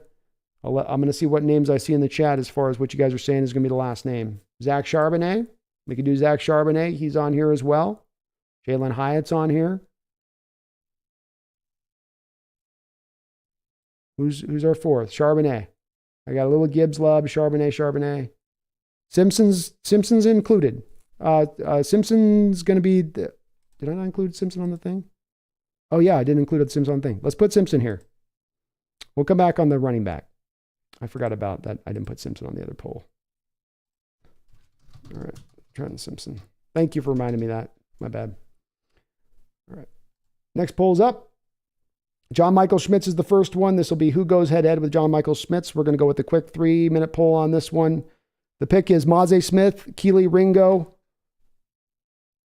Kitty, please stop. Cody Mock, Steve Avila, which would be a together combo pick, or Trenton Simpson, our middle linebacker selection of the 4 that we took a look at. Diane Henley might be available, maybe with this mock, with our second round pick. Worth considering right now if you are plus Trenton Simpson. Not trying to guide that through, just letting you guys know what I saw on this mock when I was running this a couple of times last night, proverbially speaking. So theoretically, maybe there will be one more middle linebacker available with our next 2nd round pick. Mazi Smith is leading the board right now. This would mean that our Seahawks are going with 3 straight defensive linemen. Now remember, folks, you can see here, the first picks I have is with Jalen Carter and Kalijah Cansey. So if we do go back now again to the defensive line, I know you guys want to hammer this, but this would be 3 straight picks, essentially, on that defensive line. I'm not mad at it. I'm just saying.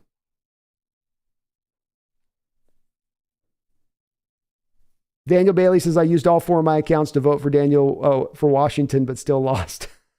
I thought he was going to pull it out, too. He had so much love coming in. I did as well, man. I thought he was going to pull it out. But 12 man has spoken.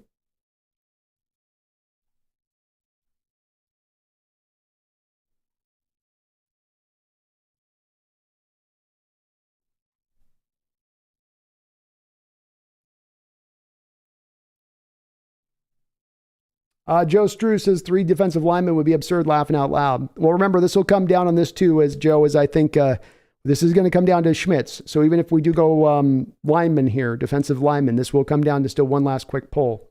We are 1 minute in with 116 votes. There's going to be about 90 seconds left on this poll to decide who's going to go up against John Michael Schmitz. Right now, Maze Smith is leading the day pretty heavily with 41%. Trenton Simpson's folks are making a big dash back. It's gone from 30 to 31 to 32%. Are the Trenton Simpson folks going to override this one, or is Maze Smith going to win the day? We are going to see here now. It's coming down with 120 votes. I've got 30 seconds remaining on this vote. Oh, the Maze Smith people came back in the house. They came back in and made their voice heard, saying, no, we shall not be undersold. Give us Maze or give us death. And Maze opens up the lead with the last 15 seconds coming down to the track. And 10, 9, 8, 7, 6, 5, 4. Maze Smith is indeed going to win this out. The poll ends. Here we go. Last poll. Who's the pick? This is going to determine it, folks. All the doubles on the line. Who is the pick at 37? John Michael Schmitz, the safe center with 3 names that I can't spell. Or do we go with Maze Smith back to the defensive line? We are going to give this another 3 minutes. You decide. Who is the pick at number 37, 12s? Who is the one? Who is the right selection here? Do we just hammer that defensive line? Do we just tell the rest of the NFL, hey, we're not messing around here? Oh, yeah, you got our weakness last year. You got the soft underbelly of our team last year, but now that's become one of our greatest strengths. What you gonna do now, NFL? Where you gonna run now, NFL? We got a zero tech. We got a defensive end. We got another defensive end. We already had the edges. Where you gonna run? Or do we go to the offensive line? Do we start to try to build a top 3 offensive line unit with this pick? Do we go for the safest center prospect in this draft? Do we undo the Creed Humphrey curse from 2 years ago, where we don't overthink it, where we don't look at testing scores, where we simply look at the player's tape and we say he's fantastic, absolutely worthy of this selection, and we must make it? Or do we also build within that, hey, we can get a center later. I can get a Tipman maybe later on. I can get a Stromberg later on. I can get a Olawatami later on. I can get another zero tech later on, like Maze Smith. What say you? What route do you want to go? I'll support you whichever way, but that's our consideration. That's what we're turning over in this war room right now. You might be able to go get a zero tech later who's pretty good, but he'll be a rotational guy. Maze Smith will be a stud, a starter, day one for you out there. No doubt about it. But John Michael Schmitz is a center. So safe. We talk about ceilings, but man, this guy's floor is way up here. Way up here. Now, his ceiling may not be much higher than his floor, admittedly speaking. But it is up there as well. 1 minute in, 129 votes in the books. John Michael Schmitz is running away with this here out the gate. 71% of the vote to 28% of the vote to Maze Smith. Great to see, in my opinion. Smart of my fellow 12s. I like this. I'm supporting everyone. This is like I'm running the mock almost here. I love this. This is great. I'm very in favor of this mock so far, folks. You're very smart. You're knowledgeable folks at many levels. You're killing this draft. Johnny in Utah says, I'd skip Hooker. We may have a window right now with half the division tanking and San Francisco with quarterback issues. Strengthen the front 7 and offensive line, and our offense can make a deep run. Magnificent point. 100% agree. 100% agree. Here we go, 12s. Johnny Utah says, but we have no healthy nose tackle on the roster. Indeed, we don't. It is a hole right now. It is a hole. 1 more minute to go on this poll. I'm going to give it I'm about 30 more seconds, but I think the 12s are speaking pretty loudly here. 140 votes in here. 71% of the vote is to John Michael Schmitz. That's a runaway, folks. That's as far a run as we've had so far on any of these polls we've run. I think the 12s are saying pretty loudly what they want the pick to be at this point. So let's go back to the draft board. Let's end the poll. Let's make the selection. The Seattle Seahawks, doodly-ding-ding-ding, with the 37th overall pick. The Seattle Seahawks take John Michael Schmitz, Minnesota. Now we come down here to the last second round pick.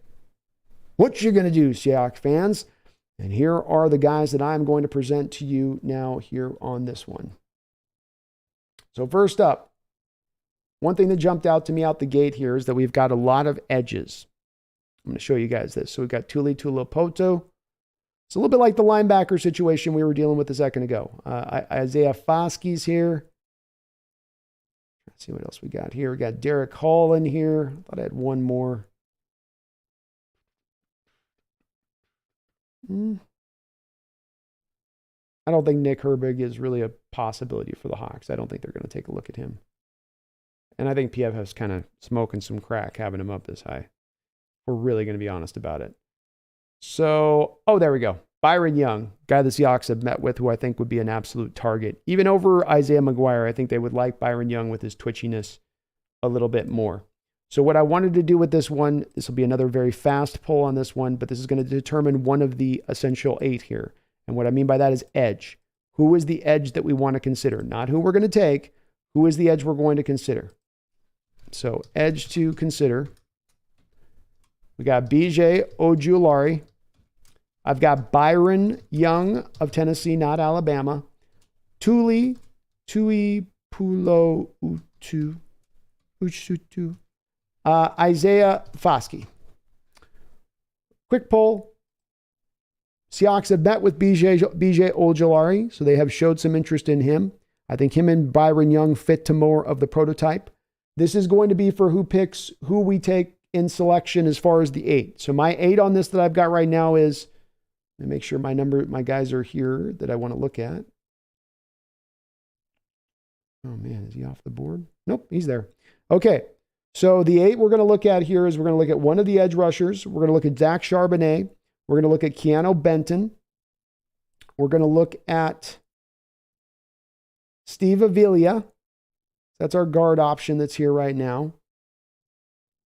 It's available kind of as an interesting little option there. Cody Mock, I think, is off the board, right? Yeah, Cody's Gonski. So those will be the first 4 we look at.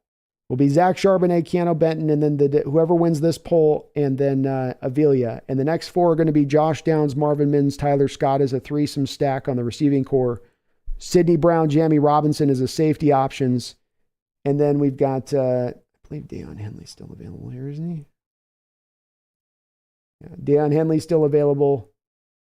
And then what I want you guys to do right now is I'm leaning towards Darius Rush being the 8th person. So while we're running this poll, presenting to me into the chat, is there a player here that I didn't just mention? So Zach Charbonnet, Keanu Benton, one of these edges, Steve Avila, Downs, Mims, Scott. So we have the receivers covered. Sidney Brown, Jamie Robinson, Dan Henley. I have Darius Rush as the de facto 8th right now, but if you guys got another one in the chat that you like instead, as I'm rolling through these options here, present who I should put maybe instead. If there's one that I'm seeing that's an overarching presented in the chat is really a name that of not those 8 that I showed, then let me know. Marvin Mims, I just love the sound of his name. Who doesn't? He's got an awesome name.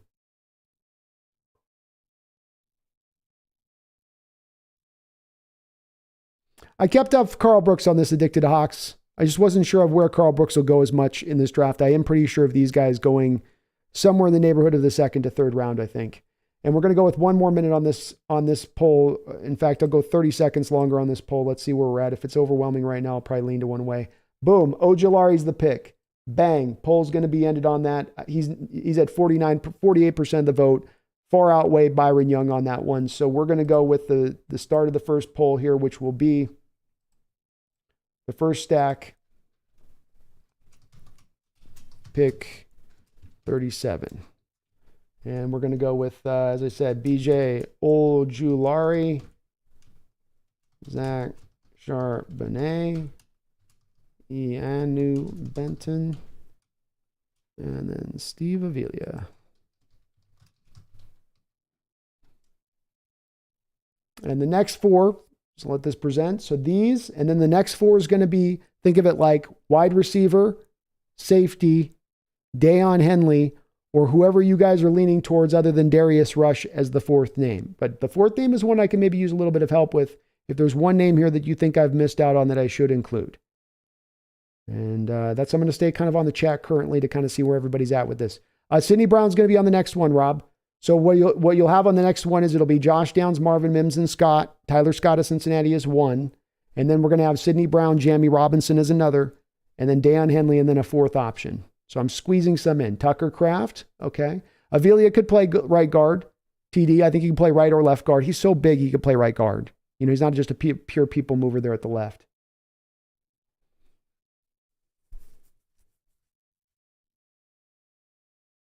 Ethan says, yes, Darius Rush at a trade back option. I don't think we're getting a lot at this point on a trade back. And I don't think there's just enough flow on that or enough. I think folks just want to pick. We were going to have to trade back earlier, I think, if we were going to move back.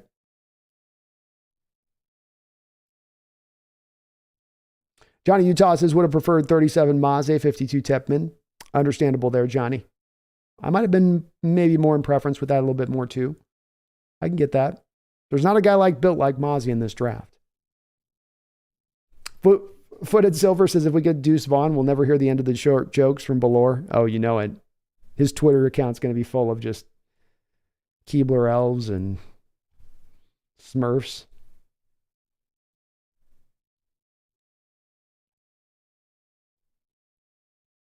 Little Tucker Kraft love. Sam Laporta's getting some love.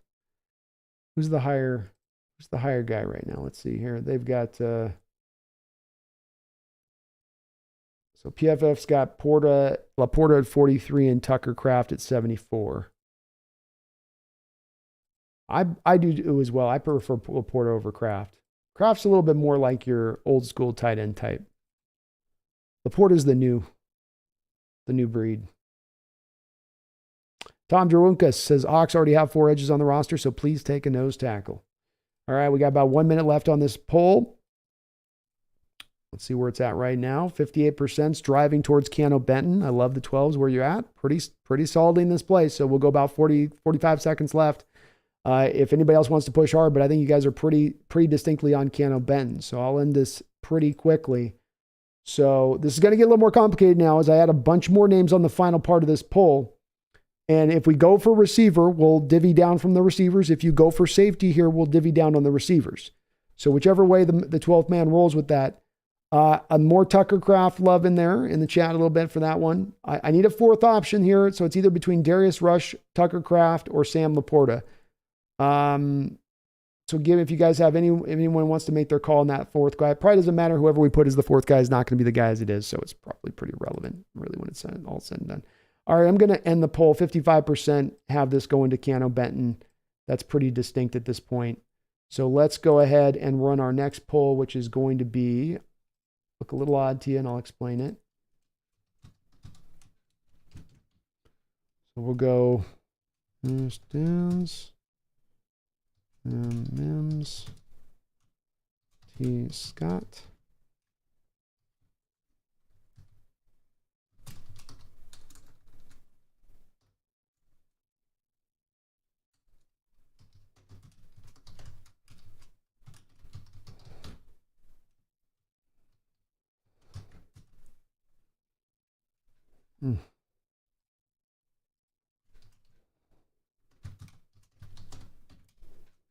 Do we decide on Jared G, Spam, and Tucker Kraft?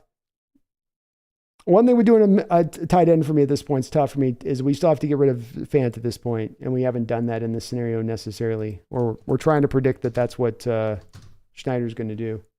I'm going to go with, I think, Rush. Like I said, I don't think even if we put Porta, whoever we put as the 4th person, I don't think is going to win out in this scenario. Okay, so this is the second poll on the last pick in the second round. And again, we will be running these faster in the third round. I might even take it down to more like 4 players. We've got first the receiver option that is engaged here at the top. These are the best receivers, in my opinion, that I think Seattle would look at. I don't think they're going to take Nathaniel Dell at 5'9". I think he's just a little bit too small. I think Cedric Tillman's not going to have enough get up and go to be considered for Seattle where they're at with that on this one. Marvin Mims, I thought Josh Downs are a little more explosive, I think. A little bit more of that short area burst to them. I think that would appeal to them. Somebody was asking me about Jonathan Mingo. He is certainly rising up boards. He does appear to like he's going to go minimum 3rd round and maybe the 2nd round. I hated his tape, though. And I don't think that the 12s are going to be as much on his tape. I mean, if you talk about if you talk about going from Tyler Scott's tape to Jonathan Mingo's tape, and you're a Jonathan Mingo guy over that, I don't know what to say. Because it's a startling difference between the two and how they run the routes, their hands, their understanding of the position. Now, maybe maybe in Mingo's part, maybe Mingo looks more the part, and how he's built and put together. But nonetheless, he has a lot of uncertainty at the pro level in going out there and drafting him. You're really drafting a project in the 2nd round if you're taking Jonathan Mingo, and I don't quite understand that one myself. Johnny Utah says Mozzie in a throwback uniform would be gorgeous. That would be pretty tight. Johnny Utah, thank you for becoming a member of the channel. Jeff Geese, thank you for subscribing to the channel. And Johnny, do please keep an eye out on your community tab. That's where I just dropped that draft guide there. So I've got that in there. Please take a look at that. I'd appreciate that. If you, well, just that's where I got my membership benefits, I should say, rather than appreciate it. Just that's where I've got the main membership benefits in there for members of the channel. So thank you for that. So 37, we took John Michael Schmitz. There we go. I've got the tracker updated over the top now. And welcome to the Hawks Nest Ring of Honor, Johnny. Addison had a great time today at the Angels game out here in South Carolina. Trout and Showtime hit back-to-back homers. Go Halos. Hey, how about that? Some fun players. Yeah, Johnny Utah was a pretty funny soundbite. I can't believe the Arizona general manager actually admitted to that Bosa told him if he didn't draft him, he was going to be regretting it. I bet he regrets it pretty highly. Pretty highly on that one. And how about the irony of you take Kyler Murray because you're worried about Joey Bosa's injury situation first and foremost, and with Kyler, the injury situation ends up being the thing that takes him down. All right, so we're a couple minutes in here. We're going to let this go for about another minute or so. We got 103 votes in, 104 votes in. 59% is going to Deion Henley here, so he seems to be winning pretty quickly on this one. Understandable here. Coming back to defense. We went offense. You went center. So now you're looking to bounce a little bit back in the second round here and take something else, go a different route. The receivers are coming in at 21%, so pretty far back. We'll go for about another 30 seconds here, but I think the 12-man, again, is speaking pretty cogently here on what they would like to do with this pick, and that it indeed should be Deion Henley, and a lot like the value we're seeing across the board here from you guys on your picks. I think the PFF simulator is going to like you guys and your value on these picks pretty considerably where we are taking them from a value standpoint.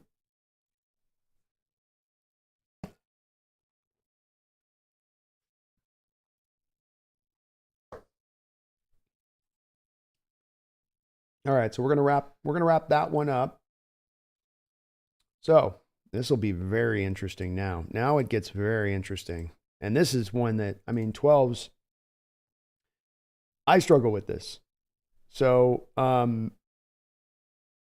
Henley wins that poll. Comes down to, this is for the last second round pick.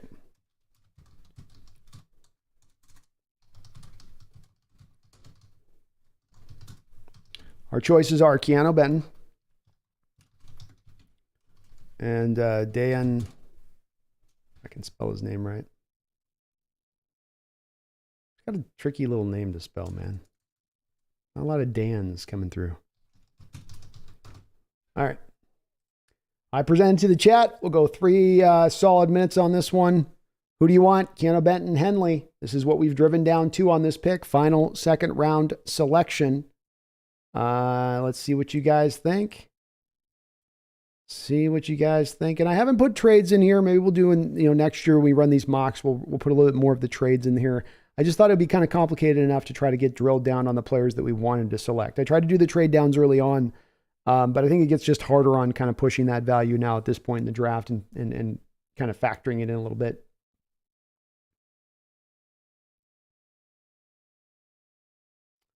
Oh, somebody mentioned Cody Mock. Georgie, I want Mock at 52. I'd love to get him at 52. I don't know if he's going to last that long. He is off on this board too right now, so he's not available even as far as a selection. So let's see where he went. Oh, he went just a couple picks ahead there, Jer. The Lions got him at 48. Just up ahead of us. Interesting. I kind of want to see where this poll goes. It's kind of close. Keanu Benton, 58% of the vote to Deion Henley's 42% with 90 votes in. Interesting.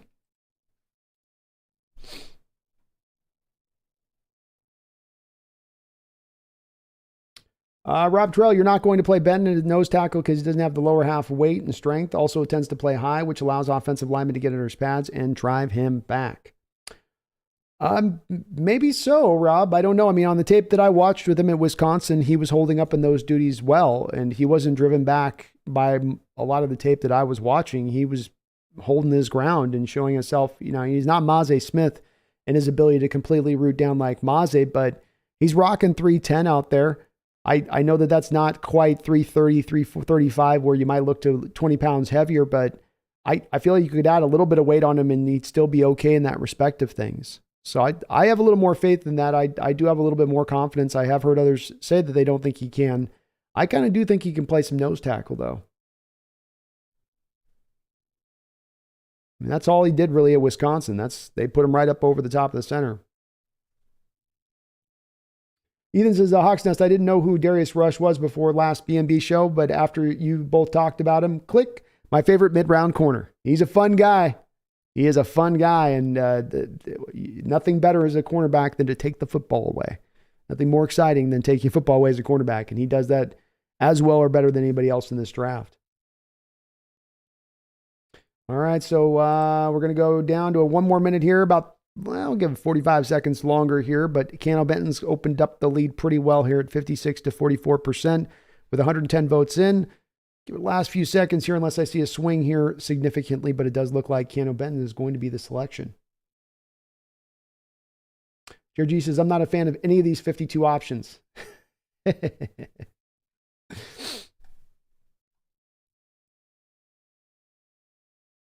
Todd L., I like Tajay Spears. He's a fun back, man. Good player. I couldn't quite go with him here at second round, but if he's around in the third round, I'll probably consider him. Dicky the Hawks, Brandon, value schma trenches. Teasing. value schmalue. Trenches. Who needs value when you got trenches? Footed Silver, I like DJ Turner. I do as well. Not sure if he's going to be able to play on the outside. It's my one thing with him I'm not sure of.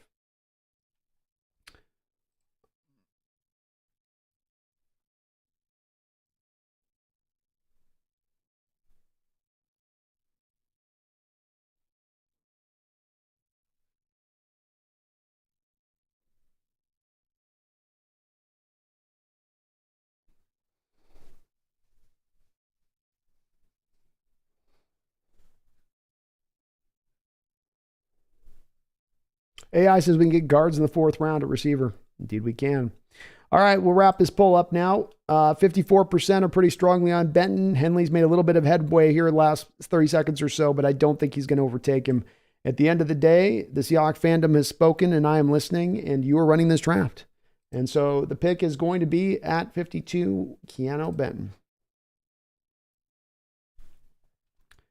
All right, this is going to take us down now into the third round.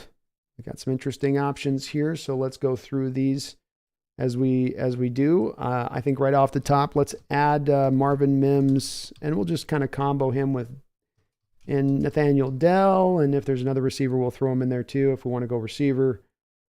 Let's go with running back options. Tajay Spears, Tank Bigsby.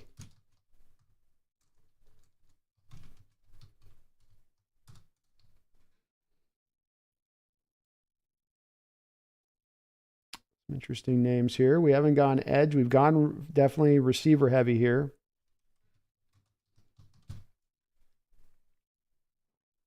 We haven't touched our edges at all. Ooh, we got some names here. We got some names here, don't we? Take a look over here on this part. I don't think I see anybody here in the Jail Skinner's early here. I don't think we're going that route with it. So I don't think there's anybody on page 2 here that's in play.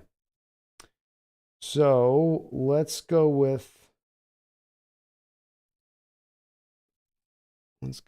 something like this here. Third round, let's get a Chandler Zavala. And then we'll go edge.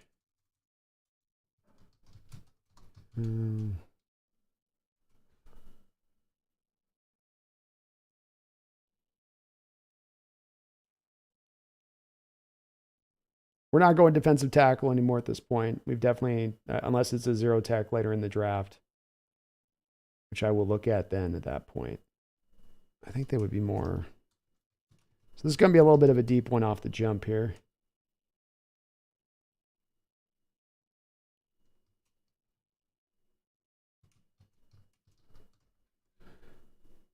couple options here. Let's see if there's a...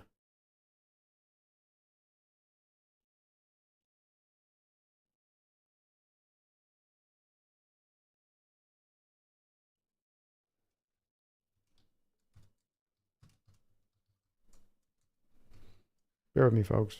Got a couple names I want to get in here. So we're going to go running back, receiver, guard, and edge on the first 4 provided here. Fancy.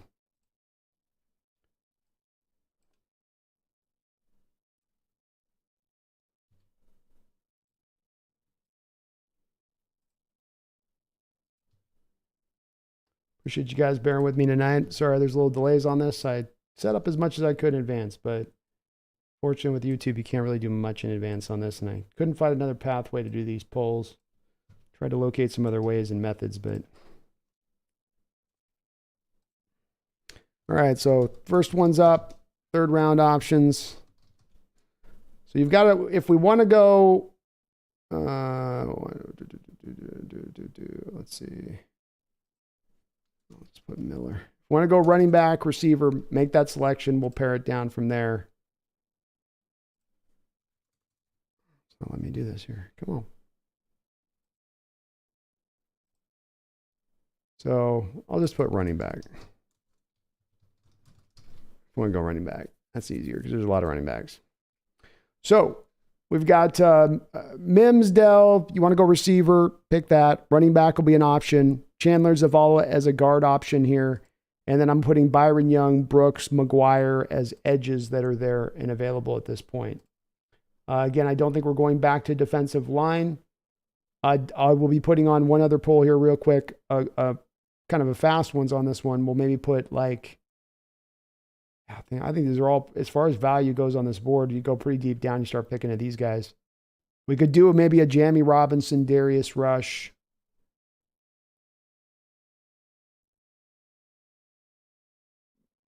Yeah, I don't think any of these guys are really in play past what we're putting up there. So I think these are pretty good names for options.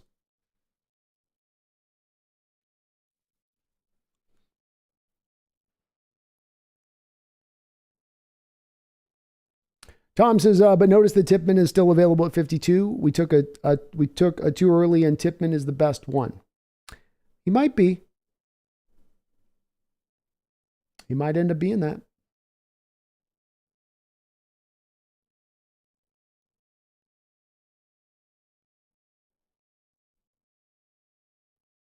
I'm okay if they want to wait on center. Even past Tipman, you could wait till Ovo with Tommy probably into the 4th round too. Gino's Seafood. All it takes is one team to get drafted center, and then the other 2 centers might not make it to the 3rd where the Seahawks pick. Seahawks might have to trade up to the early 3rd to get one. Possible. Theron says Michael Wilson's a reliable receiver. I don't know if reliable. He was barely on the field. He's good, but he wasn't on the field yet. Kevin Mullen, I left almost an hour ago for in out, only at 83. Yeah, we're taking our time. I want to get this right, man. I'm trying to get this right. I want to make sure I'm accurate on these selections. So if we go fast, we might get done quick, but I don't think we're getting everybody's voice in here, and we're not tabulating, I think, all the votes correctly. So we've got a pick of Marvin Mims is at 35. So receivers at 35%, running backs at 38%, Chandler Zavala or an edge is at 11%. I'm going to give it 30 seconds longer on this one, and then I'm going to go probably with running back, and let's divvy up the running back options. Kevin, thank you for the $2 donation. And yeah, we're going to be going a little bit deep on this one. I gotta get it right, man. We're going to go fast on the back end here, so we'll be speeding this up. And it does look like running back is indeed going to win this one and win the day. So let's go ahead at 38. Ooh, it's close actually. Receivers coming back. I'm going to give it 30 seconds, 37 to 37% right now between receiver and running back for the first 3rd round selection. We're going to go through one of those options. We'll go through the options on those as far as selections. But you've got 20, 19, 18, running back at 38%, 1% more. It's dead even at 37%. 15, 14, 37% still. 97 votes in. 10, 9, 8, 7, 6, still 37% vote. Do we got one clincher? 5, 4, And running back wins out in the poll. So, bang, let's go with this. Let's get the running backs rolled out here. We'll take the top 4 we got off the board here. You guys can, I'm showing you guys on the deal so you can see it, by the way. So we'll start a poll. Which is the running back we want. So this doesn't necessarily, we're going to go, I'm going to do one last little poll other than this, but we're going to go running back is the best here. So Tajay Spears, we'll go with Tank Bigsby, Roschon Johnson, and let's go with, I don't think Seahawks would take Deuce Vaughn in the 3rd round, but I think, well, I like Israel Abakanda. I'm putting Israel Abakanda. I wish I could do more running back options, but I got Spears, Bigsby, Johnson, Abakanda. I think that's a good 4 stack of different running backs to kind of look at whoever your preference is. So this will be just a 2-minute poll very quickly. I want to get back on the edge because I want to make this is going to come down to, we're going to go Darius Rush, whoever the running back is.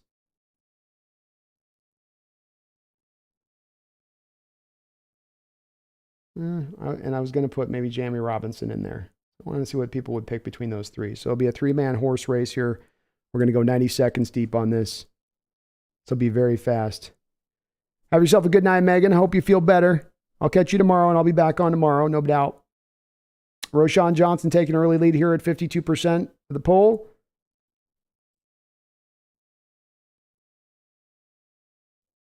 This will be a fast one, so this is a lightning one here. Nick says we should wait one more round on a running back. I'm going to do one final poll here, Nick, to put a couple of other options other than running back here. Once we decide on who the running back is we want, we'll let them kind of push from there. But I will try to, put those options out there.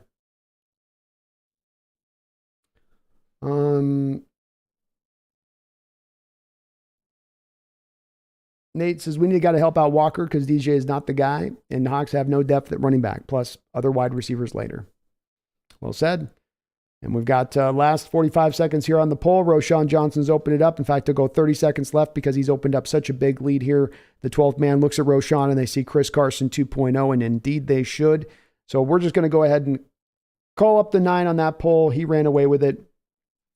Here's our last poll here for this 3rd round pick. It's going to be another quick one here. This is just to give one last option on if you guys want to go with another position. With some guys they've met with Jamie Robinson. And Darius Rush. And we'll go with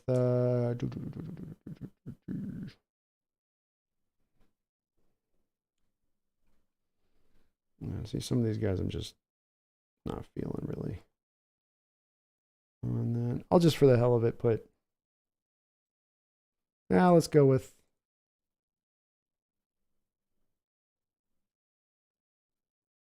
okay, well, let's add a little bit of complexity to this. See how much love Tanner McKee has in the I really want to just go with 3 here, but we'll go with these 4 again. Just a quick 2-minute poll because I want to keep cutting these through pretty fast here. On the next poll, I'm probably just going to go with 4 names. Robinson winning, Johnson jumping right out to an early lead here.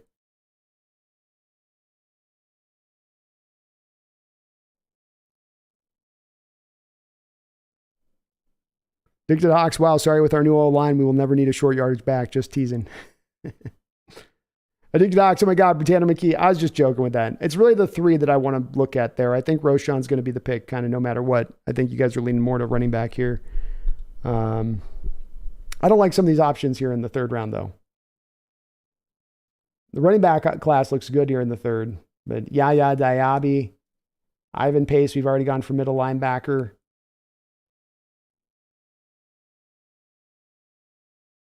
There just wasn't a guy in here. We put Zavala up as an option. We looked at the receivers as an option. 12s weren't in on that.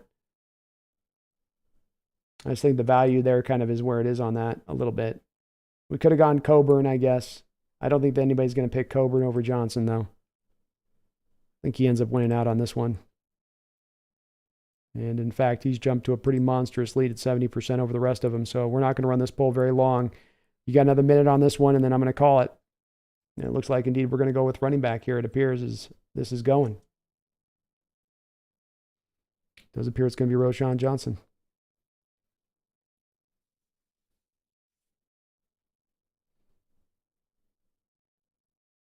AI likes Johnson.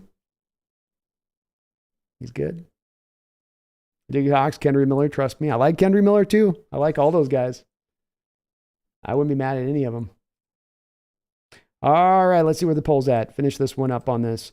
End of the poll is 70%. 71% goes to Mr. Johnson. It's undeniable. You have spoken. I will have selecting. Johnson's the pick. This will bring us into the fourth round.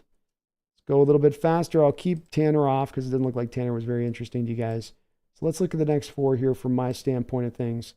Value-wise, I'll put Kobe Turner up there. I don't like Kobe Turner, but, you know, I don't know. I don't want to go defensive line. They're not going defensive line after already attacking it a couple different times in this draft. So we went running back. So let's see. We could go Andrew Voorhees. I think would be a pick. It would be interesting there. We don't need to take that. We can go Keandre Coburn for you folks that are worried about a zero tech still. I'll put that up there because Kobe Turner is not going to be a zero tech. Let's see here. Certainly we got to look at wide receiver, right? So we'll go with Hickman, Christopher Smith. Let's find out what we got wide receiver wise here. Oh, they got John Gaines rising up. All right, I'll just put wide receiver, I think, as an option. Then we'll figure it out later. Okay. I don't see any other. Sidey Sow. You guys are not going to want him.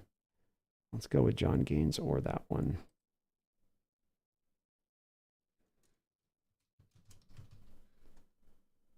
Let's see what we got for more of a. I know I've got some folks in the chat worried about zero tech. Let's see what else I got zero tech wise. We got Jared Clark in there, so we'll put him in. We'll put him in like that. Okay. Bear with me, folks. And I think I'm just going to go with just these four, and then we'll break it down from here with these four. We won't go 8 deep on this in the fourth round. We'll do this a little bit faster. So this will just be kind of these four options, and we'll bust it from here. So first up, you're going to have Andrew Voorhees or John Gaines. Guard options I'm going to put up. Or we can go Keandre Coburn and Jared Clark. Defensive line, these would be true zero techs that you could put out there. Not great zero tech, but okay zero techs. We're going to go with safety options. Hickman out of Ohio State and Christopher Smith out of Georgia. And then I'm just going to put wide receiver as an option, and we'll figure it out from there. So for wide receiver options, let's put that up in here as well. We've got, because we haven't addressed this, clear these off so I'll make this simpler for you guys. So you got Kayshon Boutte, Parker Washington, Xavier Hutchinson, Jalen Moreno Cropper, Charlie Jones, who the Seahawks have met with here, the freakish Bryce Ford Wheaton. So there are some interesting receiver options here we could be taking a look at. Kobe Turner's who they've got his value on the board. I'm not a big Anthony Johnson guy from Iowa State. PFF likes certain guys I'm just not as big on. Edge, KJ Henry, to me, is not good. I hate Jalen Jones as a corner. God, I don't like him. Riley Moss is going to be too short for the Hawks. Ivan Pace too small as well. I don't think any of these other options would really be in play for them necessarily. Braden Daniels is a potential. I'll include him as a guard option. So if you guys pick guard, I will put him in there as a three-man race between him, Voorhees, and Gaines because he is going to move to guard at the next level. 100%. But I think that those would be the top guys unless we went back for running back, and I don't think you guys are going to advocate for that. We're going to double dip running back. Is that allowed? Can you do that? I don't know. Maybe we should.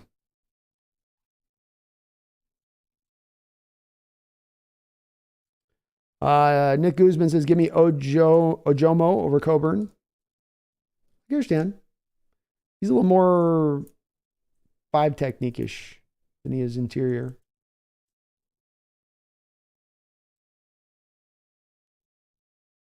Voorhees might drop more. You might not have to go with Voorhees. And if we go guard, I'll give you guys some different guard options if we decide to pick guard as an option.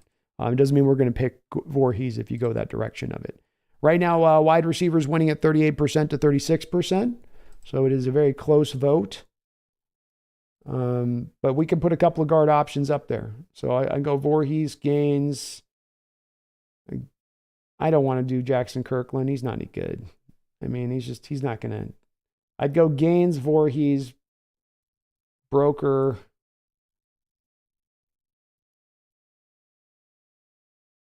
Maybe Maffei. No. I'd do the Utah kid. Those would be our 4 options if we went guard. If I go wide receiver, we would go.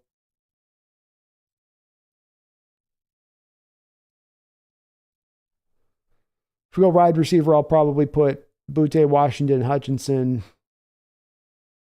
And then I might put like Jones and Wheaton together on the other end of the options with that. As you see, we might be able to get some receivers later here still too. It's not bad in that respect of things. All right, let's go over here to the poll and see where we're at. Guards have opened it up here a pretty good degree here at 39% on some of these options. And remember, Thrawn, we did go already with John Michael Schmitz. So that is worth considering here. Let me make sure I've also got this updated on this because we went Keanu Benton. Benton. Yeah, we went Keanu Benton 52. 52.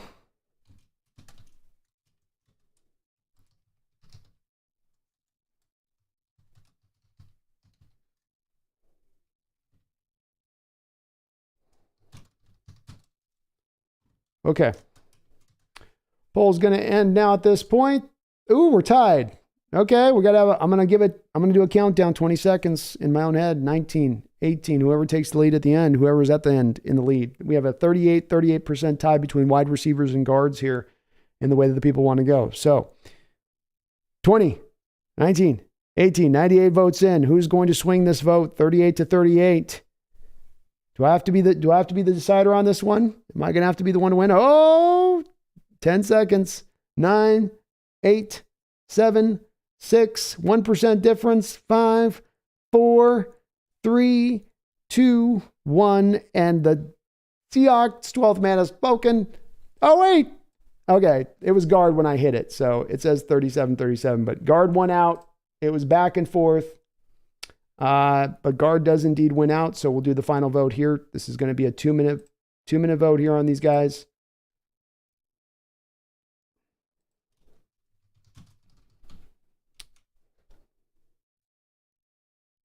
I understand this isn't exact science, folks, but this is something that we can continue to refine on into the future. So there's no perfect process to this. You know, it's all a working kind of thing. All right, so Braden Daniels. And then the last guy I wanted to look at was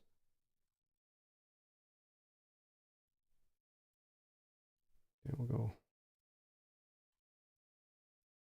Let's go with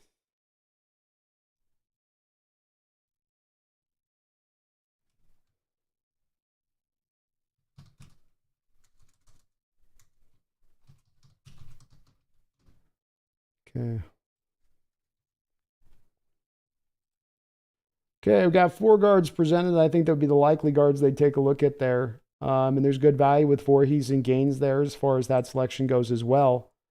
And again, landing at guard is understandable to me because some of these other names at the top from a theoretical value standpoint aren't the greatest. I don't know if you guys got a lot of love for City Sal, but I watched his tape and I just was not, I don't know why folks are kind of on that one. But this will determine who we are going to make with this pick. So we'll let it in. I'm going to do a quick 2-minute one on this one. Won't go fast. We'll keep kind of speeding this up just a little bit. But we got a choice between these 4 guys. The picks are up at the top of the board that we've gone with so far that I've got scrolling at the top. Dark Matter says, no, it was a tie. It was when I hit the button, it was 38%, but there was like a process thing that happened as soon as I hit the button. So I'll end up being I'll be the overrider on this one. We'll go with guard on this one. Let's see where the early vote is. And folks, don't get mad at me on this one. I'm not running this then. This is the 12th man. You guys can get completely mad at me at all my other mocks and yell at me completely. But this one, I'm letting the people speak. Voorhees is winning at 45%. And something to consider on this, folks. I definitely like Voorhees. He's a big, strong guy. I'll tell you what, though, like somebody said, you're going to have to draft him at that point to kind of redshirt him. You might be able to even get him later on. Maybe not in this mock. They'll probably get taken at some point soon. But John Gaines, to me, is more of the pure fit from a mobile standpoint. You know, he'd be the guy, if we're talking about who I'd be picking here, I'd be leaning a little more to Gaines as just for being more of a pure fit. And you don't have to wait on him on the red shirt aspect. In fact, I probably would go with Braden Daniels, even over Voorhees, as my number 2 guy.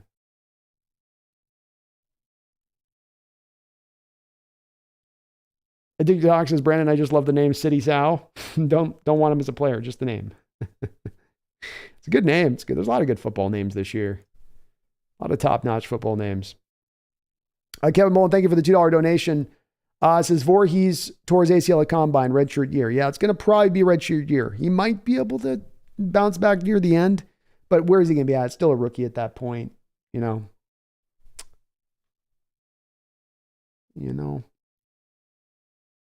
Theron says Gaines can play either position too. Yep. Either guard or left guard or right guard. I think Voorhees is going to just be a pure right guard at the next level. And as Nick Guzman also mentions, Voorhees is 25 coming off that ACL injury. So also a little bit of an older prospect too. Gaines making up a little bit of ground. I'm telling you, folks, Gaines might be the better pick here, folks. I'll let you decide, but we got to, pick between the two. Copper Wise says Voorhees is a wasted pick for us. Nicholas Newton, thank you for the $2 donation. Appreciate you, Nicholas. Says, B, I'm really liking these picks so far. Well, I appreciate you, Nicholas. I'm liking it too. 12th man's moving in a pretty good way so far. So this might be my one that I'll have a little bit of a bone to pick with my 12s on this one because I don't like taking Voorhees in the 4th. With that red shirt, with being that aging prospect, with not being necessarily as much a pure scheme fit from a mobility standpoint, even when the ACL thing wasn't an issue, which it now is. Gaines is making up some ground. I'm going to give it this 30 seconds to go. Gaines is within 6 percentage points. Got your chance here now to make your selection. Who do we go with here? Who is the pick? Joe says Voorhees would be the worst pick here. Gaines is gaining. That's why I'm giving it a little time just in case. He's moving up 39 to 43. Can the Gaines people overtake the Voorhees people? It would seem that the 12th man is patient and they're going to be willing to wait for the talent of Andrew for a year. Or do you look to what you can get now for this year, for this team that's trying to compete next year, which you might have a starter day one in Gaines here instead of going with Voorhees that you have to wait a year. But it doesn't sound like us in the chat or my either is enough to convince some of my fellow 12s. They seem resoundingly dedicated to Voorhees. Maybe we just got a lot of Friday the 13th fans in the chat. But Voorhees is definitely winning out here, it looks like, with 100 votes. So 20 seconds left to go, unless there can be a strong push by the Gaines folks. With 100 votes in the kitty, it looks like Voorhees is going to be the winner here at 42% of Voorhees. Gaines is coming back into play. 3% difference here. 10 seconds left. Can the Gaines people jump ahead? Can they make the call? Oh, it looks like Voorhees is going to win out. We're going to give the nod to Andrew Voorhees. So 12th man, you have called it. You said this is who we want. I hear you. I listen to you. I make your selections. So Andrew Voorhees in the 4th round is the guard selection for the Seattle Seahawks. First of 2 5th-round picks now for our Hawks, if I'm not mistaken. We had 2 5s.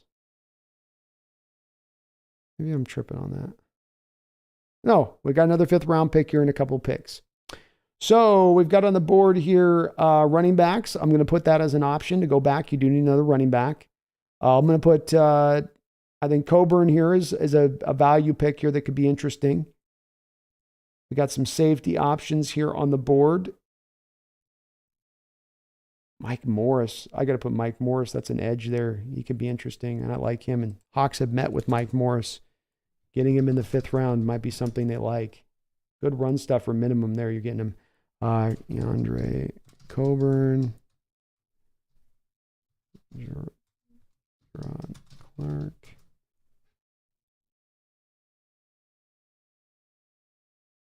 Don't like some of the tight ends here.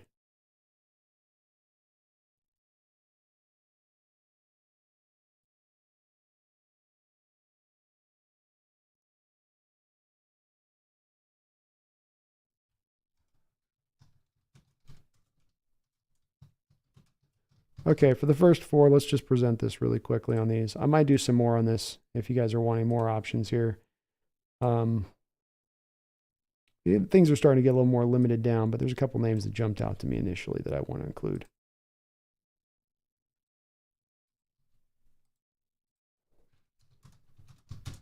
Fifth round. All right, we got Mike Morris. We're going to go Mike Morris. We're going to go Keandre Coburn, Jared Clark. We're going back to the nose tackle look here. We're going to go with running back again as a possibility here because we've got some value, and I'm going to show you guys this as we're considering these options. And I'm going to go with Ronnie Hickman here as a safety because the Seahawks have met with this guy, and I think he would absolutely be a possibility for them in the 5th round. So we may look to add some more. In fact, I'm going to add wide receiver names on the other. I'm going to give you guys some wide receiver names on the other options. So these won't be the only ones. We are going to run just a 2-minute poll here as we go quickly through this one. So I think these are the best initial options out the gate. I'd like to add Parker Washington as a receiver.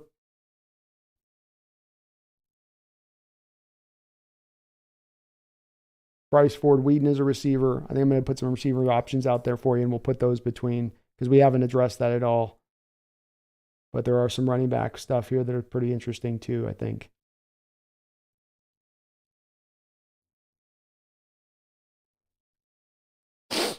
Dante Stills. If we go defensive tackle, I'll include him on that list of guys I put there. So I've got Mike Morris, Keandre Coburn, Jared Clark. I would put in there as well Deontay Stills. I don't know if he's much zero tech. I can't remember on his tape. But I'd include him. We'll go with receivers as another option here in a second. But you got about 45 seconds on this. I'm going to do this. I'm going to cook this one quick. And then I'm going to put the other options up that I want to put up. Andres Solvos. Okay, we'll put up those. Hickman's good value. He is good value. Mate Mapu is a solid safety. Yeah. Let's see where they got him at as far as his. They got him at 125, so the value is solid there. We go with Hickman, and I'll put him up there as maybe Hickman option. I don't know if as many people are as aware with him as Sacramento State. Might be a little bit one that folks aren't as aware of with. 30 seconds to go on this poll. Right now we've got it running out at, it's another, we got some close ones here, folks. 29% to running back, 27% to Mike Morris, 25% to essentially nose tackle. So you've got running back again, kind of starting to win the day a little bit on this particular pick. And if we go running back, I would select Chase Brown, Deuce Vaughn, Sean Tucker.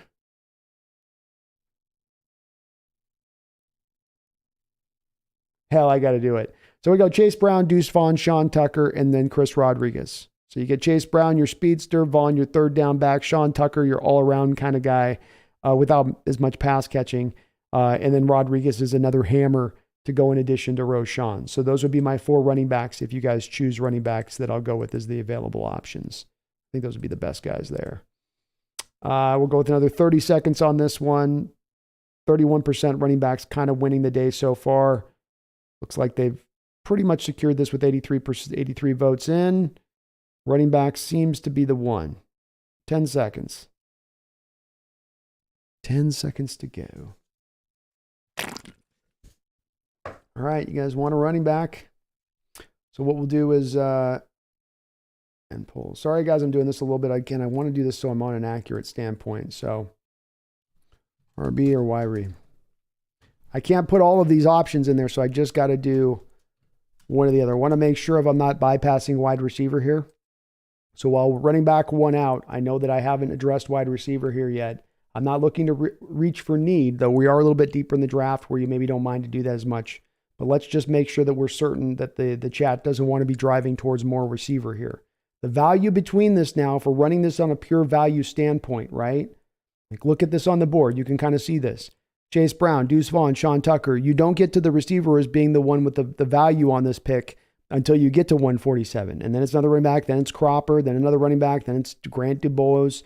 The value here kind of is more for running back if we're going off that, if we're letting that be the driving force. Obviously, a receiver is a little bit of a need, but running back talent is a little bit better here if we're making that as far as the consideration. I'm going to do about 30 seconds on this one. I'm not going to give it a long period of time. We got a lot of votes shifting towards receiver out the gate here. So I will probably go ahead and make that the selection on this. And if we go wide receiver, we'll go Parker Washington, Jalen Moreno Cropper, Bryce Ford Wheaton. And I think I would want to probably go with Ronnie Bell over Dontavian Wicks because the Seahawks have met with Ronnie Bell. And I think that he's a more likely guy for them to target than Rakeem Jarrett or Dontavian Wicks. So those will be my 4 that I'm going to go with from a receiver standpoint. Grant DuBose, I don't know as much about, but unless you guys have a lot of Grant DuBose love, I'll probably not be keeping him on that there. John Robinson's going to be very happy. We got Roschon Johnson earlier, my man. The community spoke. I don't know if you sold everybody on him or what happened, but, the community spoke. And you can see the scroller over the top too of who I've got our Hawks selecting up until this point. We just took in the last round Andrew Voorhees out of USC, and I got about 30 seconds left on this one with the deal after I get this in. Voorhees. Boom. So let's see where we're at. Poll is pretty close here on this one, but I think the wide receivers have won out with 91 votes at 56%. 10 seconds remaining. We'll call it on that in just a second, but it does look like wide receivers are going to go over running backs here, which is understandable. You can probably still get Chris Rodriguez in another round or two. And remember, we're picking here in a second in a couple of picks. And the poll, we're going to go with a poll now of receiver options. So this will be who our selection is. Parker Washington. There's Ford Wheaton. I'm going with Jalen Moreno, Cropper, Ronnie Bell. All right. 2-minute poll on this one, starting now. Parker Washington, talented kid out of Penn State. Bryce Ford Wheaton, kind of your freakish DK Metcalf-like wide receiver in this draft with a ton of upside, but a guy who might not even get close to hitting that upside too. A lot of bust factor there. Jalen Moreno Cropper, pretty steady wide receiver on the outside. Ronnie Bell, a guy who was coming off a torn ACL last year and who you might be thinking, man, he still produced last year coming on that torn ACL, but what happens when he's another year stronger after that? A guy that this is the type of guy the Seahawks in the past have looked at the receiver position in college. A guy like Paul Richardson that tore his ACL in college, and they went back and took him in the second round. They like that resiliency within their wide receivers. They like that overcoming kind of thing that he has. And he's got some elements to his game that remind me a little bit of Doug Baldwin with some of his explosive jumping ability, really strong hands. He'll go up there and high catch it, high point the ball. Like his game quite a bit, I've got to say.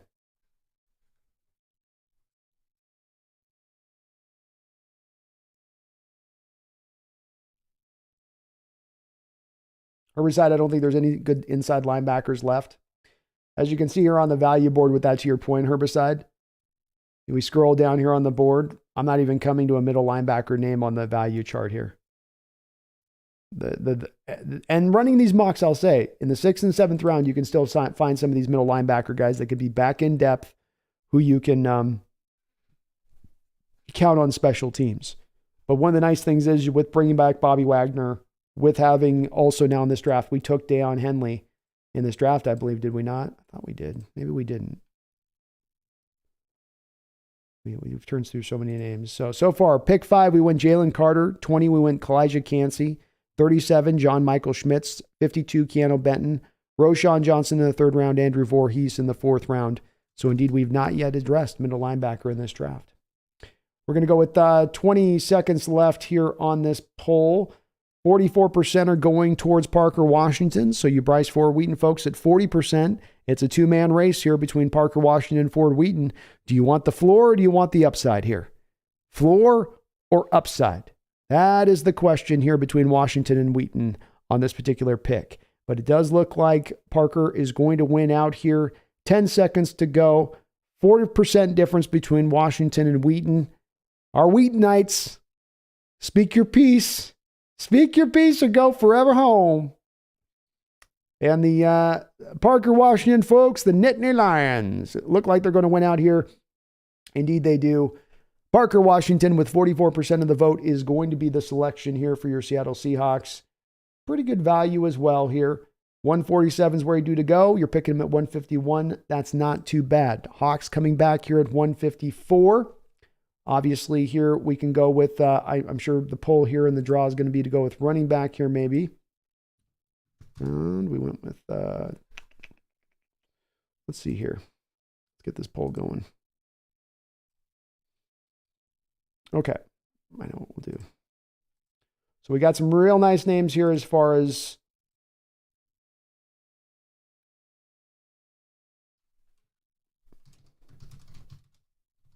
we'll go running backs.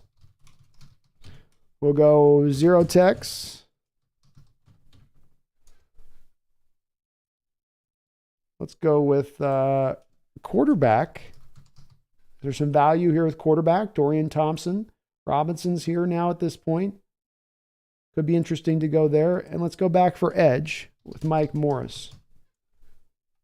I don't think that there's really another guy on this. Do we come back for receiver there? No, I don't think so. We're going to just, for the sake of kind of keeping this, we're at the back end of the draft. Let's not wring our hands too much over these ones. You know what I mean? So we got Mike Morris, very talented edge, I think, out of Michigan, who's fallen a little bit in this draft in the 5th round. You have Stetson Bennett, Dorian Thompson, Robinson, and some quarterbacks to take a look at here. Running back has got some tremendous value on the board. I will say that you're looking at 6th, 7th round. You'll probably still be able to get a guy like Chris Rodriguez in the 6th or 7th round. So if you're looking at Chase Brown, Deuce Vaughn, Sean Tucker, well, we can wait a little bit on these if we want to wait a little bit there. Quarterback could make some sense, but then that would mean that you would need to carry 3 quarterbacks this upcoming year. When you look at defensive tackle here, some very interesting names on this. If you want Kobe Turner, again, I'm not a big Kobe Turner guy. Maybe I would put him on there if you guys wanted to. Keandre Coburn, Broderick Martin, Jared Clark, Deontay Stills. There are some very interesting defensive linemen here I think I'd want to include as possibilities here on this other side of it. So that's also where there's some value here. Let's look at the board purely. Kobe Turner, Anthony Johnson, Chase Brown's one of the highest on the boards. You got corner with Eli Ricks. We could look corner here.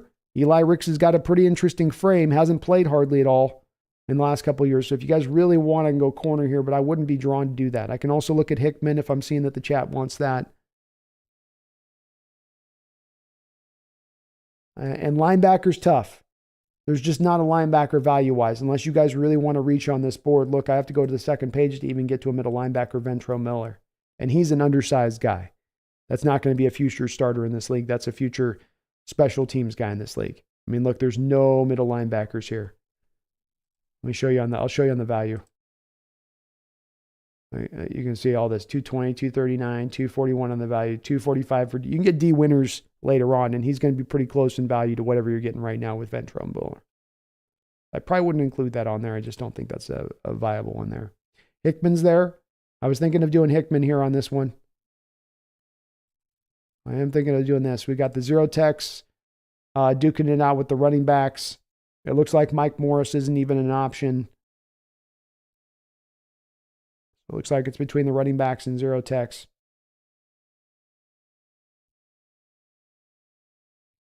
Technically, Stu, we've got 2 defensive ends in this draft. Jalen Carter and Cansey would be 2 DNs. And then you've got Keanu Benton as a zero tech who will probably be playing some defensive end as well. You do need another zero tech with no other guy in the roster right now. You got out of Al Woods is gone, and Brian Monet is very likely to be out. Very big part of the season next year is your other zero tech.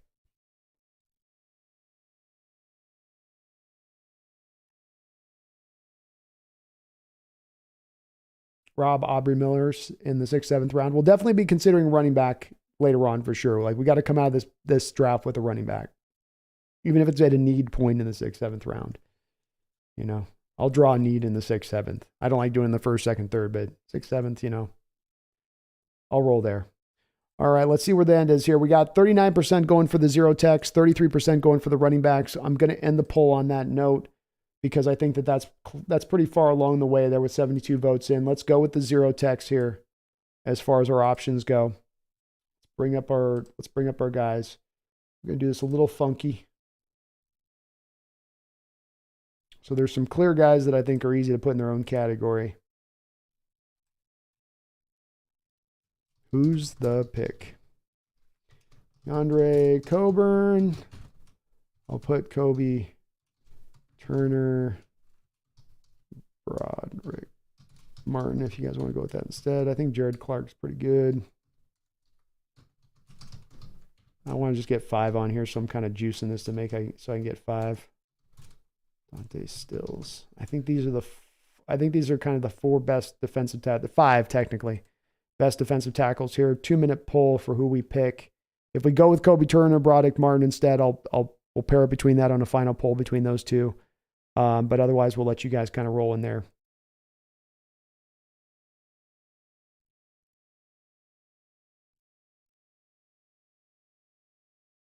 All right, who do we go in the last round? Let me just get this updated here. Parker Washington. I like this draft so far by the 12s, man.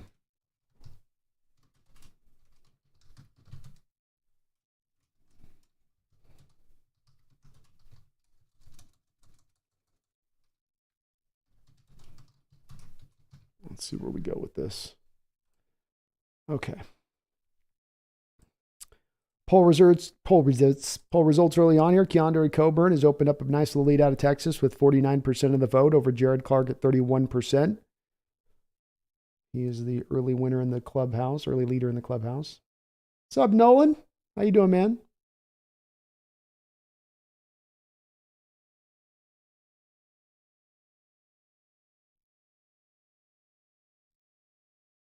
Dig to the high.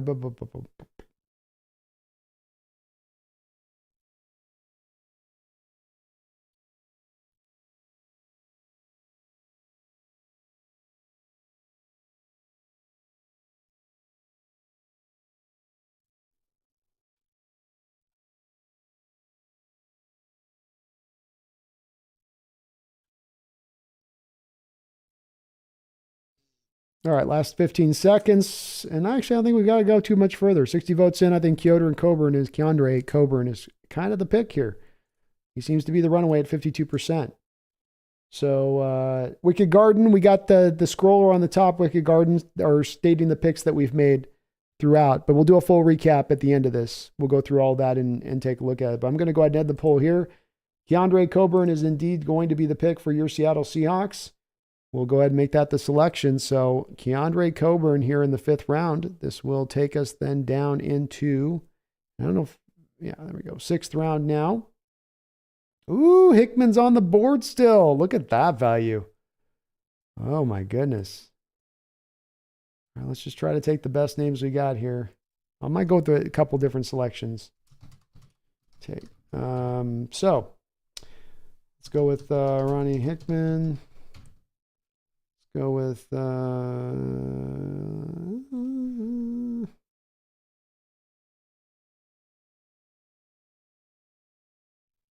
give you guys, I'll give the folks looking for a linebacker love, a little linebacker love.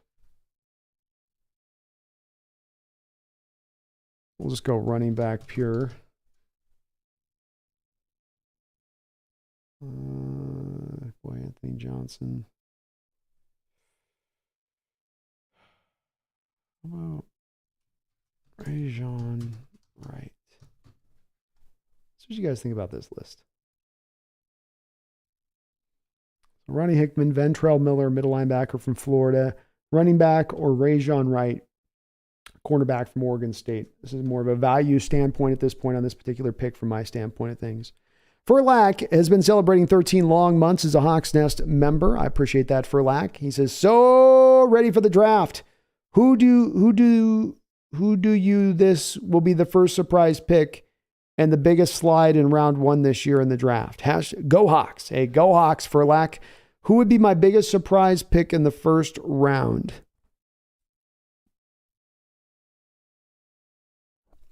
That's a good question. I think Nolan Smith's going to be the surprise, where I think Nolan Smith goes like top 13. I don't know if that would be a shocker at that point, but considering where he started his whole process out here, I think that would be pretty darn surprising. As far as a complete just player no one's thinking about going in the first round at all, I mean, like maybe like, this draft's so hard to predict in that respect for lack. The biggest slider in round 1.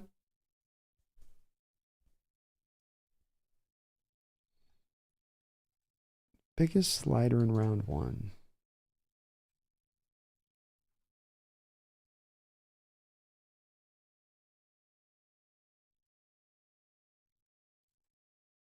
I think people will be surprised how high Brian Branch goes in this draft. I think Quentin Johnson drops out of the first round. And I think Jordan Addison also drops out of the first round. Those would be my 2 surprises for you on that. Feel pretty good about that prediction for lack. Any guards available? We do have the John Gaines running mate Antonio Mafe, a left guard. Doesn't move as great, but we could take a look at that if you guys are feeling a little more guard action in here on this pick. Ethan, 4 safeties. Yeah, kind of. You're getting Hickman in there to be a guy who can play both free safety, strong safety, and give you a backup.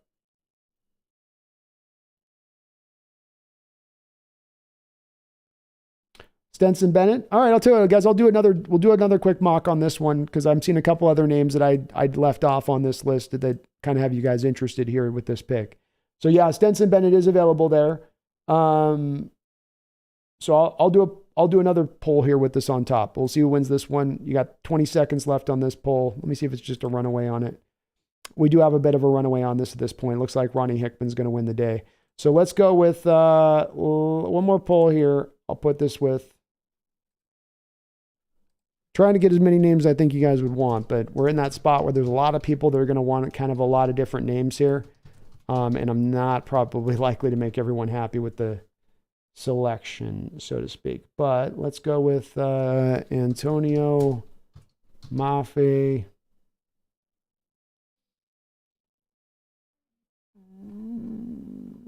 Who else we got here? Well, just to make sure I'm covering everything here.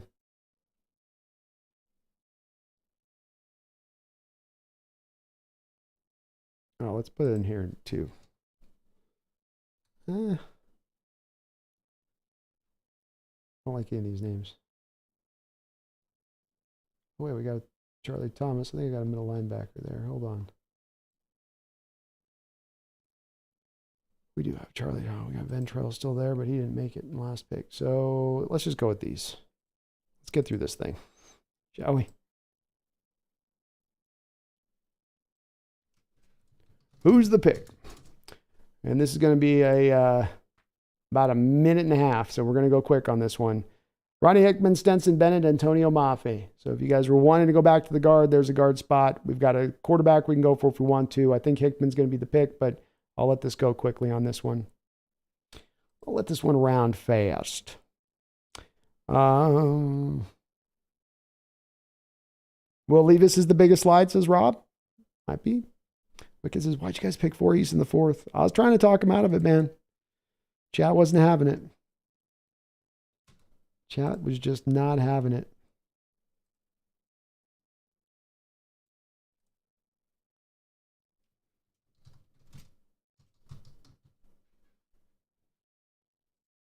"30 seconds left on this poll. We're going to run it fast. Hickman's running away with it with 53 votes here. It's not even close, so I'm probably just going to lean into Ronnie Hickman on this one. I don't think it's getting overtaken at this point. He's got a big old lead. So we're going to make that the pick here. Great value board for my fellow Hawks. in this respect. I mean, look, this guy's your second best value guy on the board. He's a much better safety than Anthony Johnson. Much better safety than Anthony Johnson, in my opinion. Give me Ronnie Hickman all day over him. Ronnie Hickman's going to be the pick. Now, PFF's been a little weird at times. I think we have a seventh. There we go. They finally included it back in a seventh round. Look out. Anthony Johnson's even going in the picks there before. All right. So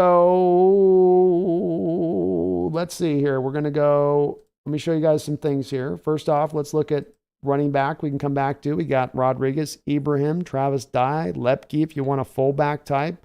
So I'm going to put running back as one of the options available to us here. Interior offensive line. Let's take a look at our options. Not great.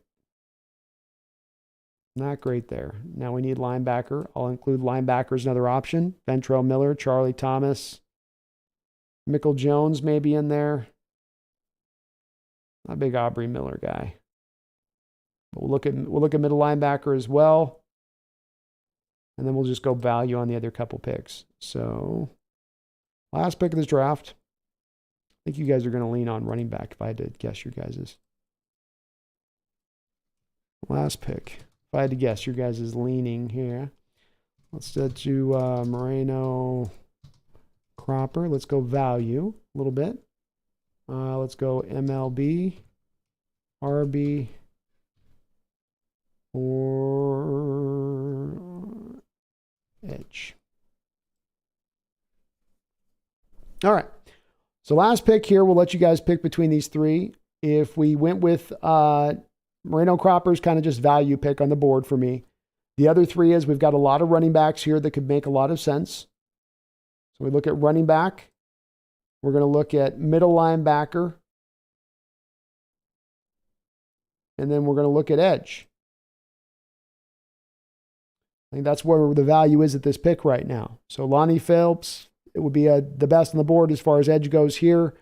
Ventrell Miller, middle linebacker, along with Charlie Thomas out of Georgia Tech would be your two middle linebackers with probably the best value there. Certainly Chris Rodriguez would be a beautiful hammer to provide. Imagine coming out of this draft with both Rodriguez and Roschon Johnson.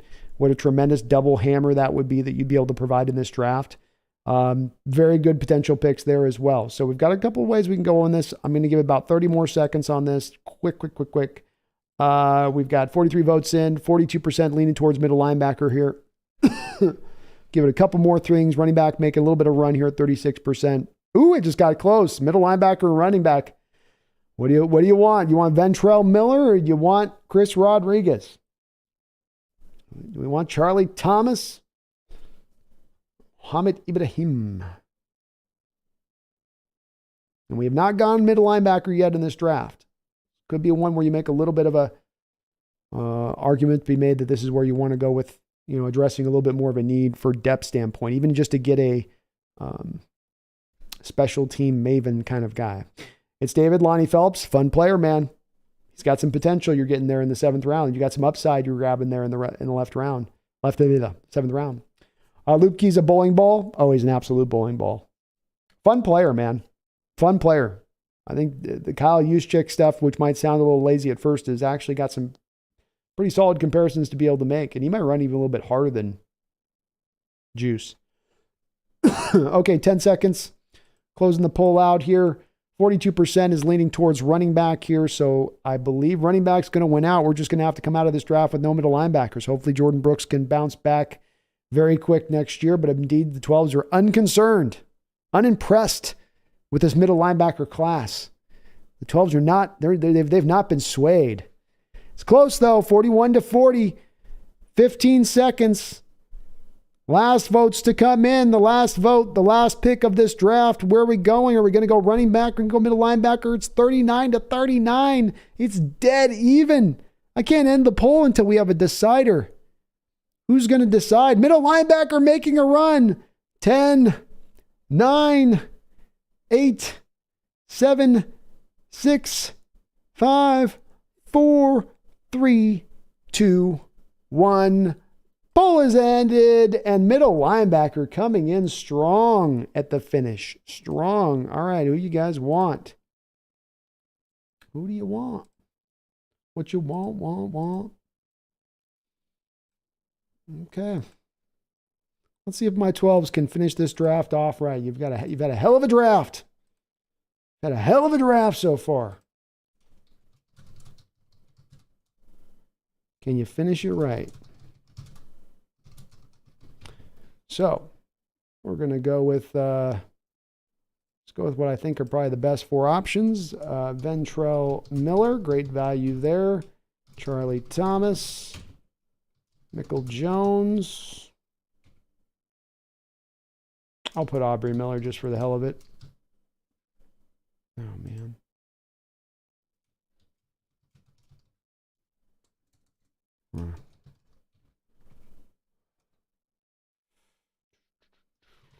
Let's see where you guys go. I haven't looked at Aubrey Miller, so maybe you guys have looked at him. Last pick, guys. 2 minutes. This will be the deciding pick of this draft for us. Up until this point, the Seattle Seahawks have gone very heavy by the 12-man's assessment here on defensive line. Jalen Carter was the first pick at 5. Yancey at 20. John Michael Schmitz at 37. Benton at 52. Roshan Johnson the third. 4th round, Andrew Voorhees. 5th round, Parker Washington. 5th round, Keandre Coburn. 6th round, the Seahawks took Ronnie Hickman, safety out of Ohio State.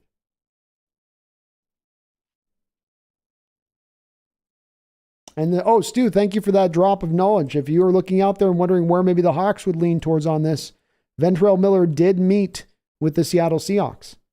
So a guy that they could be looking at with that because of that bit of a connection there, maybe. Herbicide, I like Forsythe. He's nice. He's nice in there. I like him too.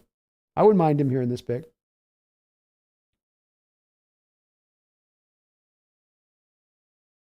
Miller's from Jackson, solid player. All right, he's worth including then. Nolan R. Vance, my ballot is for sale. Miller's the clear choice. I think Miller's going to be the choice on this one. We'll see. Let's see where we're at with this. 71%, 56 votes in. 70%, we'll give it about 30 seconds, but I think this one's going to be a pretty clear pick for the 12s on this one. That's just such great value for this guy who's looked at in this draft of going at 191. You're now picking him all the way in at 237. That's pretty good value for the 12s here on this one. Rob says, Miller's a sleeper, Bloodwald at the Senior Bowl.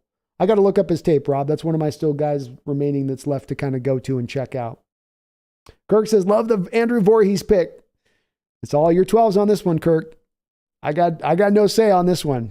My final mock will be coming on Wednesday. That'll be my final 5.0 mock the night before the draft, but this is all 12s tonight. All 12s tonight. Chad can't pick what position to draft. All right, so we've got 73%. I'm going to go ahead and wrap this one up. I think Ventrell Miller is going to be the pick, and you're not going to overcome him at this point in time. So that will go ahead and put a bead on this draft, I think. Let's see here. Ventrell Miller is going to be the pick for us. That will wrap it up.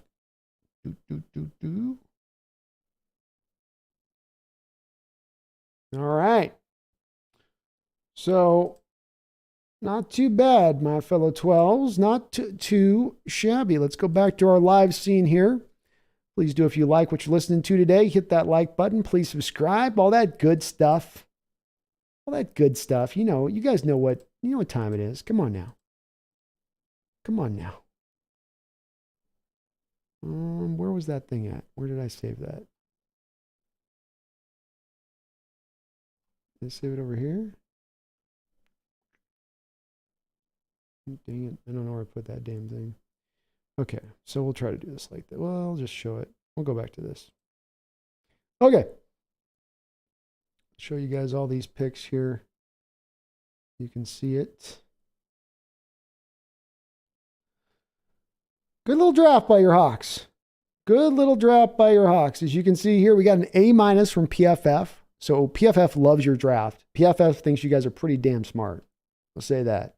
We had our Hawks in the 5th round. I didn't include any real trades in this draft. Reason being is this was going to be complicated enough to try to do the multitude of polls that I wanted to do to arrive at where I wanted to see the 12s at. So I didn't do a lot of trades in that. I tried to provide that as an option for you guys early on in the draft, and you weren't really having it. So we just went more pure with the picks on this. Who do you want at the picks? Where's the value at? Jalen Carter, number 1, 5th overall. Pretty highly, went far over the top of anything Anderson did as far as the number 2 behind him. He was who the 12s want. Far and away, wasn't even close. The same was very much true for Kalijah Cansey at 20 for the Hawks. You guys jumped right on him. PFF loves these 2 picks. A grades back to back. We went a little bit more for the reaching the need and for safety there with John Michael Schmitz and went back to the trenches with a center in the 2nd round. Went back to the trenches again in the 2nd round, going for Keanu Benton. I know some of you aren't sure if he's going to be able to play zero tech. I do believe that he can play some zero tech for us, and I think he can play very well in that role of things. So come back, you completely deal with the trenches through the first 4 picks. Go back to running back then in the 3rd round, grab Roschon Johnson out of Texas. The guy looks just like Chris Carson. He is he might as well be a carbon copy at times in watching him, just so similar in how they move, how they run, how they play the position.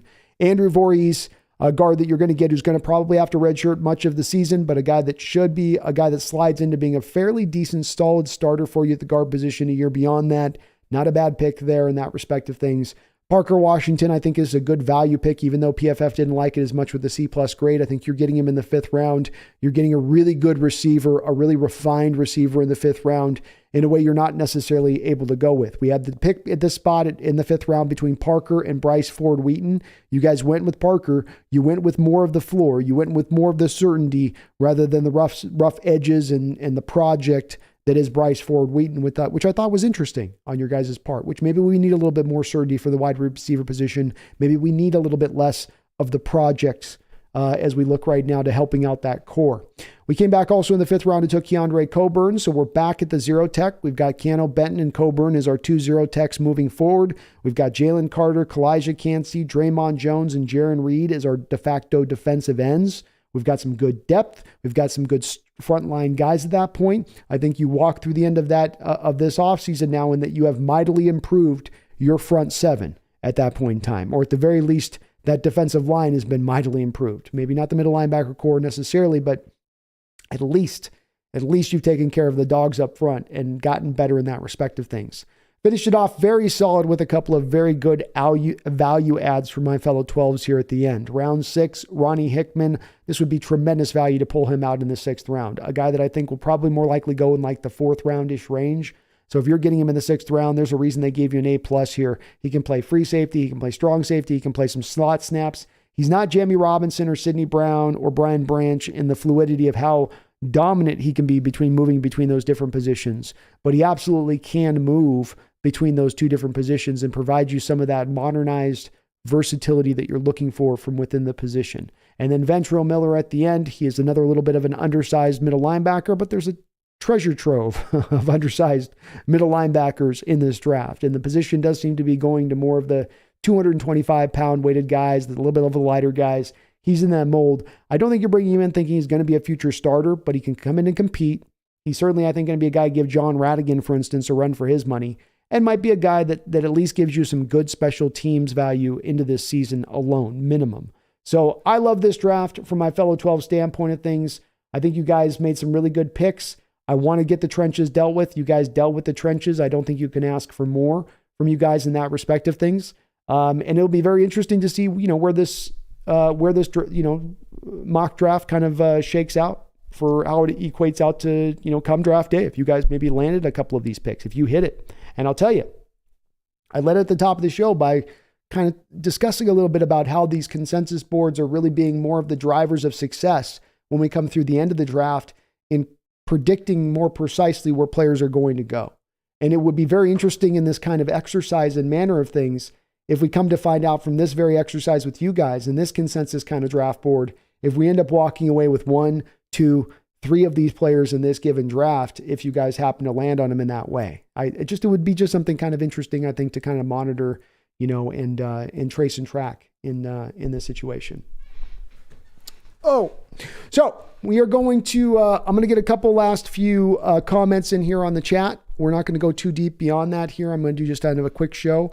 We're going to be coming back tomorrow for another show because I'm going to be planning on streaming all week. So I'm going to be kind of trying to preserve the voice a little bit this week. You're going to get more Hawks Nest shows this week, just in a little bit of shorter iterations until we get to draft day when it's going to be like 7 hours, 9 hours, 14 hours. So those are going to be some huge days this week. But great job, my fellow 12th man. I love this mock draft. I think you guys dealt with the things that were the biggest needs. And what's nice about this draft on top of, I think, the future here, and that you have upside into that future, you've got Pro Bowl future potential here. You've got maybe some all-pro level of future. But what you guys did with this draft that I like as well is you're getting me outside of maybe Voorhees production for this year.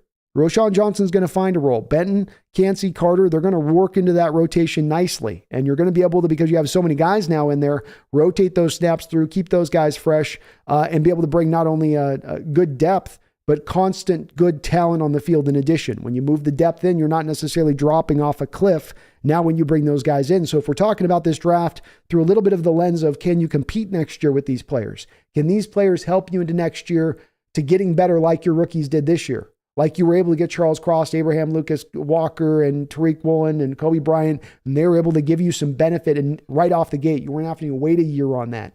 I think what's nice about your guys' particular draft here is that that's going to be the case. I'm not going to have to wait for these guys to come in and supply a role. They're going to be able to give me something initially right out the gate, again, with the exception of maybe Voorhees, who I still think will probably be able to at least get back by nearly the end of next year, depending on where he is, at that point in time. Let's get the last couple of questions in, though. If you have any last couple of questions, maybe comments on this draft and what you thought about it. I appreciate everybody participating in it. We had a lot of a turnout tonight, and I wanted to get a lot of votes in here in order for us to be able to get this draft a little bit as close to where maybe the general feeling is from the 12th man. And I think we kind of did that for the most part.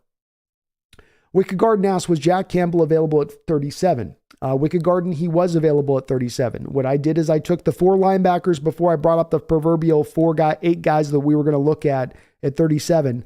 I went with first the 4 linebackers that were up there on the board, the magical 4 in this draft, right? If there's a magical 4 quarterbacks in this draft, Anthony Richardson, Bryce Young, Will Levis, and CJ Stroud, there's kind of a magical 4 middle linebackers in this class. They just are all kind of second rounders. Drew Sanders, Jack Campbell, Deion Henley, and Trenton Simpson. And so I put that to the board, Wicked Garden, presented it to the peoples, and Trenton Simpson was the guy that went out between those 4. But he wasn't able to win out, of course, over who we ended up making that pick with at that spot, which was going to be John Michael Schmitz.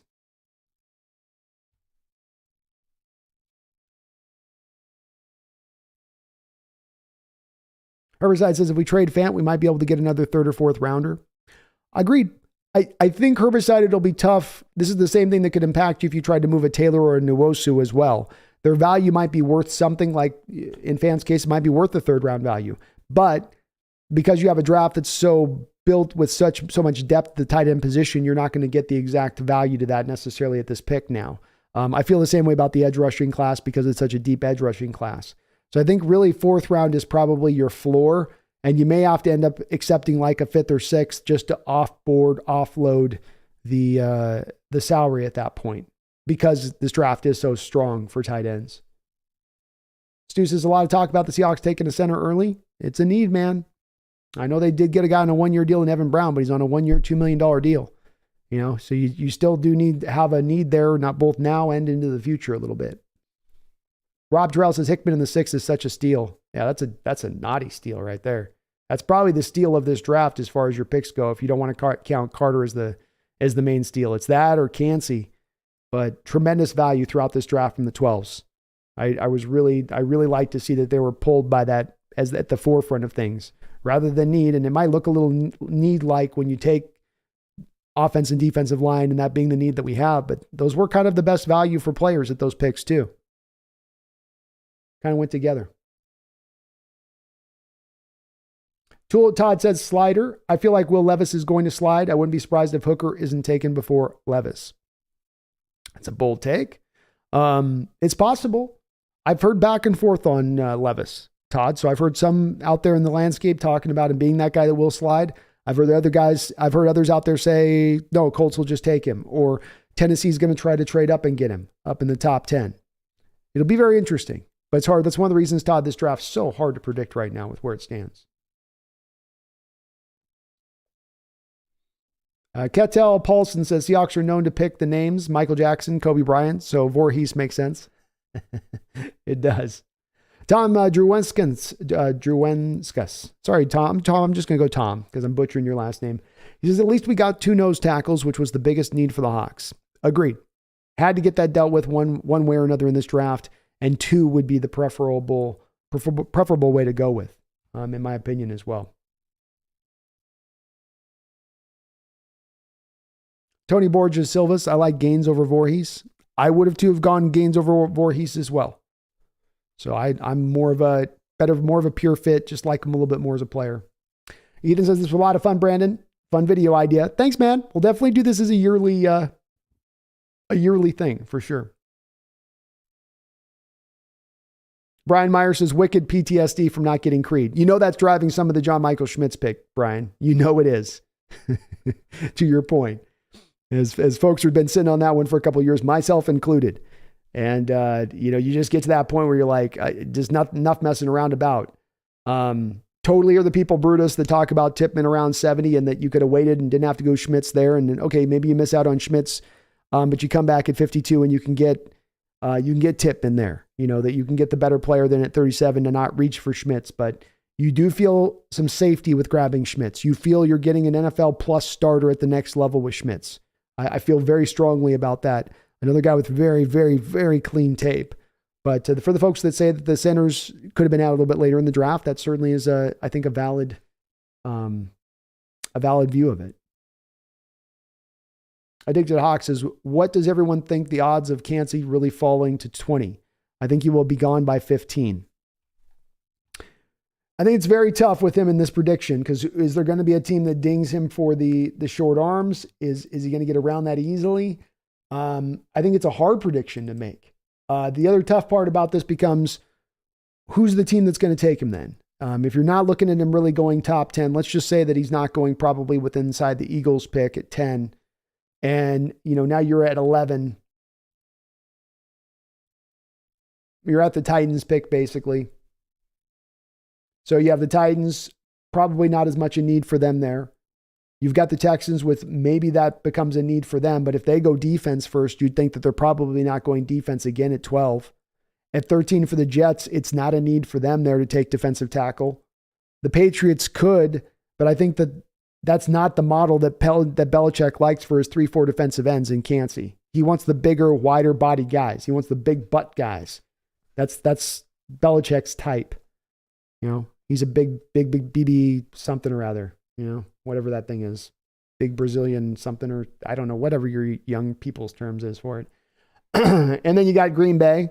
They just took Devontae Wyatt last year out of Georgia. That means they're not likely to take it at 15. They need more of a nose tackle right now than they need the defensive end in their 3-4. So then that gets to Washington. Washington's already set on their defensive line at 16, so they're not going to take a defensive lineman. Then we get to the Steelers at 17. Now, maybe they could be, but they've been a team that tends to go for more of the bigger Stephon Tuitt, Cameron Hayward types on the inside that are a little bit bigger. That doesn't go historically to the type that they look at. Now, the Lions at 18 or the Buccaneers at 19, maybe there's a little more potential there. But I think there's a real chance there with Cansey sliding in this draft because of the fact that it just doesn't align to the team needs or the scheme fit or what the coaches tend to prefer in that teens range of things. I think Docs, Brandon, I found Titans, Packers, and a third team taking Cansey a lot. Can't see the Packers doing it with taking Devontae Wyatt last year, and they've already got Clark there on the other side. Those are their 2 defensive ends. So with the Packers, when I've studied their depth chart, it's their zero tech that they have their need at, not really the edges. They draft a guy like Cansey. He's very likely to be sitting on the bench for a good portion of the time. Greg says JMS and Humphrey are similar in a lot of ways, most notably that both were considered unathletic. The question remains, will JMS fall like Creed did, or is someone going to pull the trigger a bit early? That is a question, and his testing numbers were not good.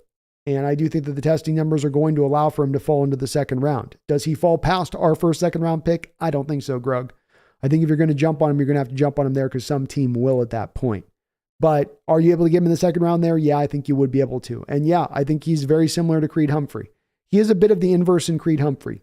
Both completely safe prospects. In Creed Humphrey, you had a guy that could do both parts of the center game, run block and pass block, but he was better as a pass blocker. In Schmitz, you have a guy that can do both of those aspects, but he's better as a run blocker. And so very similar in the amount of safety that they provide you in picking him.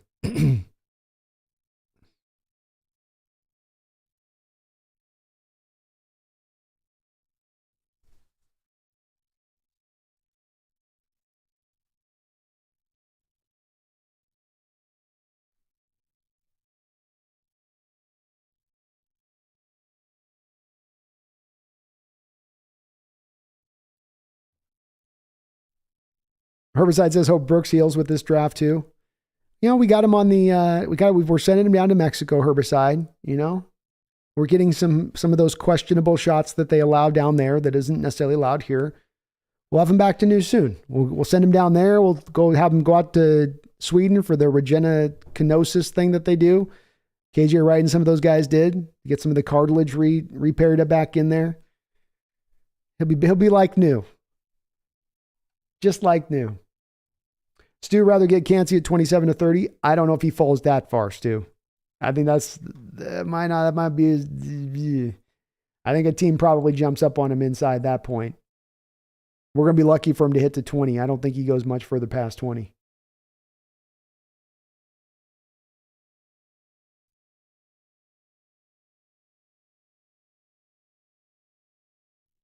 Tom Eaton says maybe Russ left some of that special water he drank in the locker room and Brooks finds it. It's all about the nano bubbles.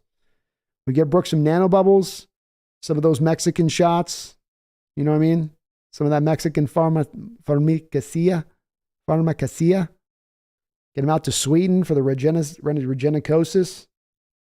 Back in time for the NFL season. David McFarland, I would like to have the option to choose Dorian Williams over Voorhees. Dude's a beast. I do like Dorian.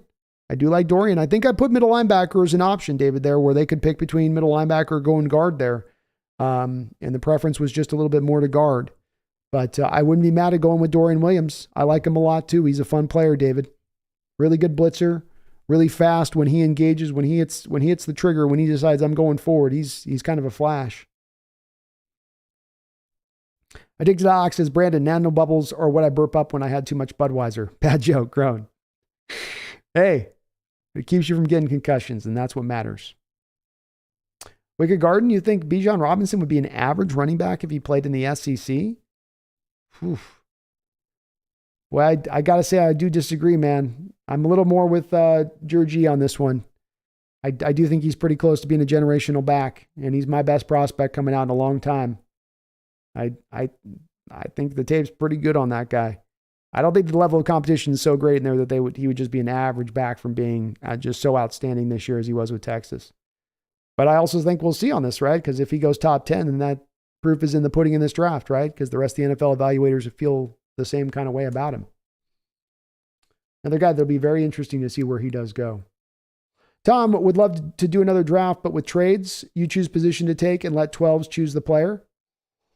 All right, Tom. Well, I'll tell you what we'll do tomorrow. Tom, I want to do a draft. I want to do a show on the start tomorrow on the possibility of the Hawks taking a quarterback. But if we get some time at the back end of the show tomorrow and folks are feeling it, we can always run another one tomorrow. So if once I get through those opening thoughts, if you guys are wanting to do that again, we can do another one and do some. We'll go crazy on the trades. I did try to put a couple of trade options in there. They just nobody was biting, so I'd have to kind of force that one through a little bit. But it's a great idea.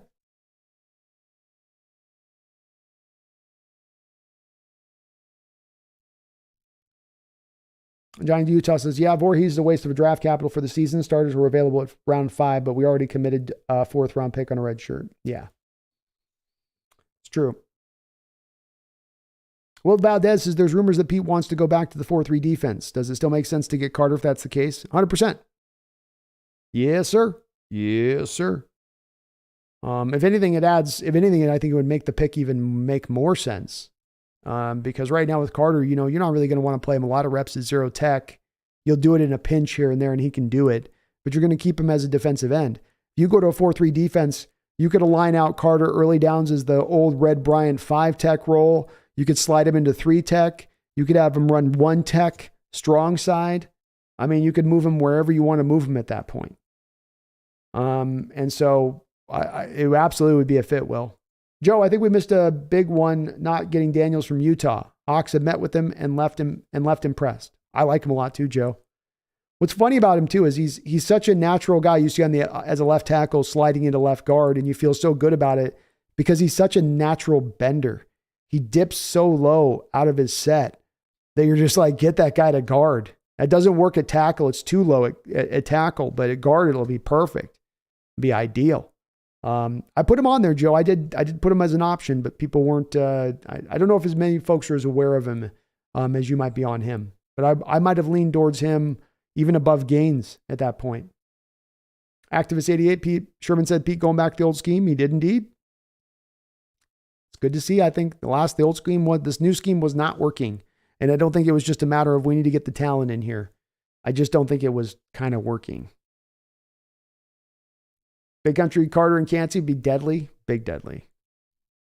I'd love it. Tommy says the Voorhees pick was just a smoke screen in case any general managers are in the chat.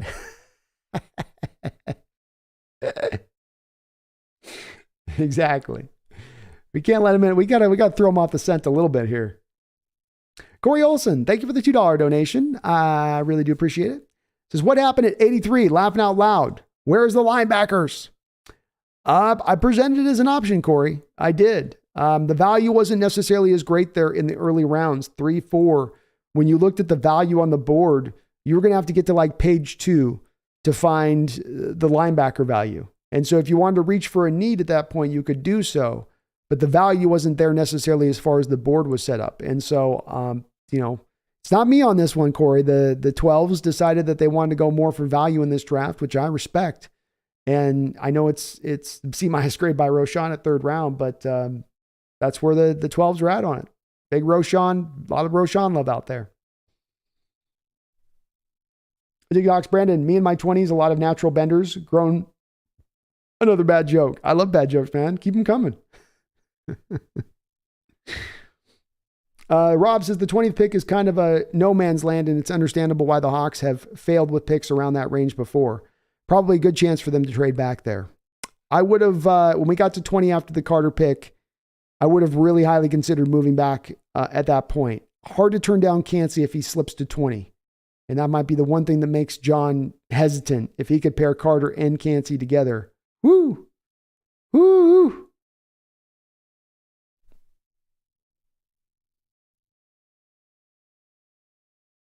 WTC, how about Edge? I tried a couple times to present Edge. 12th Mans just didn't, they weren't in on it. There was some close votes, some guys that got in there really, really close, but it just nobody was able to win out. Rob Terrell, Brandon, any chance to get Emery Hunt on the show before Thursday? Who's Emery Hunt? I know not who Emery Hunt is.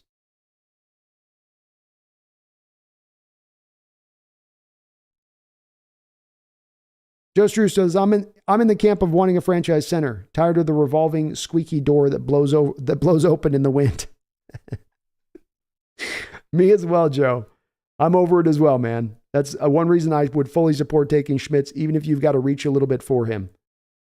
You're not taking Schmitz in here and pairing him with Damian Lewis and the 2 tackles you've got. All you're having to worry about at that point is right guard from a standpoint of a weakness on that line. Love the way you're building your line by going that method. I know there's some other centers that get other people a little more excited, or some folks may feel have a little more upside to them.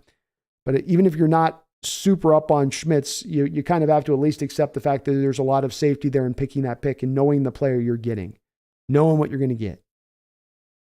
Wicked Garden says Carter, Cansey, Jermont Jones, super duper elite. Yeah, that'd be nasty. Be a nasty defensive line.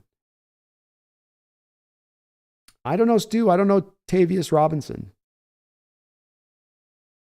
Rob Terrell says Emery Hunt is the draft guru. Oh, I don't know of him on that one.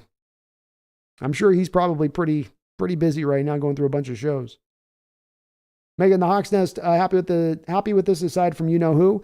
And yes, this probably makes me disloyal, as I've been told more than once. I don't think you're disloyal, Megan, on it.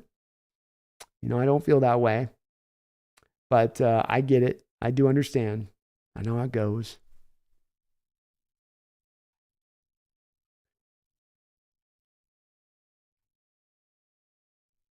This is the 12 speaking on this one. I'm going to go with the 2. I'll warn you, Megan. It's going to be my final mock. Will be Carter there if he's available in my mock, and I'm going to take him.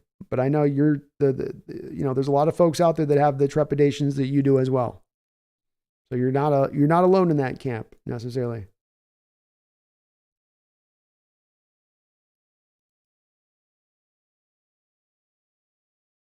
Sean Nasiri, nice try. Nice try. You're not getting me on that. I've been doing this too long. Brutus says, I would take an edge in the first round if we traded down a couple times. Kind of a Will McDonald type Brutus. Guy I could see with the Hawks. Thompson's second highest need for the Hawks is 2 inside linebackers. Campbell and Henley perhaps. Hawks probably need to trade back to fill more front 7 holes. I mean, maybe, Tom. I mean, the thing with that is you're drafting 2 guys that might end up both sitting on the bench this year if they can't beat out Devin Bush. It's the only thing with taking both of those, and especially you're going to have to take both those guys high. I mean, you have to basically go both in the second round to get them. Tony says, I think Seattle trades down from 20. I could see it, especially if they take the pick at 5, Stu. They just stand back at 5, then they're likely to move on 20. Greg says, Daniel Jeremiah and Tony Pauline now all of a sudden think the Seahawks will pass on Carter. And now we're getting rumors that we're going to draft AR. I hate this part of the draft. Smoke screens. Big smoke screens, Greg. You can't believe what you hear. That's why I'm going to do it. My show tomorrow is going to be around the quarterbacks so that we can consider all of the possibilities here without having to try to lock in on one and kind of turn over what each one means. And the show tomorrow is going to be really about, okay, we get why going a receiver could be a smart choice. Why one of the 2 guys that may be available there for us to pick will be the smart pick to make. One of the 3 guys, really, because we still don't know what's going to happen with C.J. Stroud. He very well may slip a little bit. Herbicide says, that's a fair point.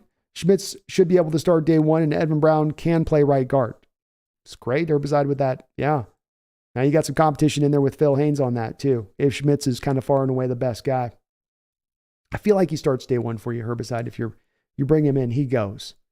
There's no waiting on Schmitz to me. Megan says, in the Hawks Nest, you know what I'm waiting to say. I do. I sent you the final cover, Megan, on email. I didn't see a response. Let's see what you thought on that final cover for the book. I think I got it.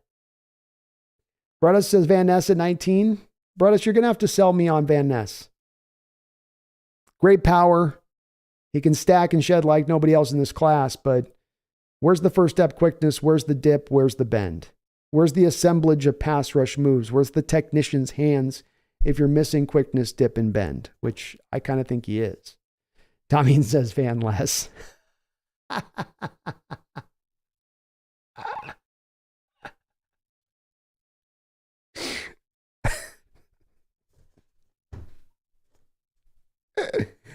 Oh, Van Less. I haven't heard that one. That one hit me different a little bit. Wicked Garden, I would be mad if we drafted AR if Carter and Anderson just aren't there. Me neither, Wicked. I'm going to be making the argument for it tomorrow that it's a smart point because there have been people that have been a little bit, bristling at it because we're in go-for-it mode. We're competing now. You can't take a quarterback. Well, it's not that it makes the far and away the likely choice to make there, but there's a lot of sense behind making that choice there. And that's kind of what I'm going to make as an argument tomorrow. Greg says, do you think Woolen is better in man or zone? And what do you think is the best overall coverage scheme for him? I think you mix him up. I think the best coverage scheme for him would be to mix him up rather than have him just run one or the other. I think he's got good fluidity in both. A little more man is how I'd like to lean with him more than anything else. Because then you're really taking advantage of the ball skills and whereas in zone, sometimes you can just be caught being assignment correct and not always able to get up there and make a play on the ball unless you're jumping routes and stuff.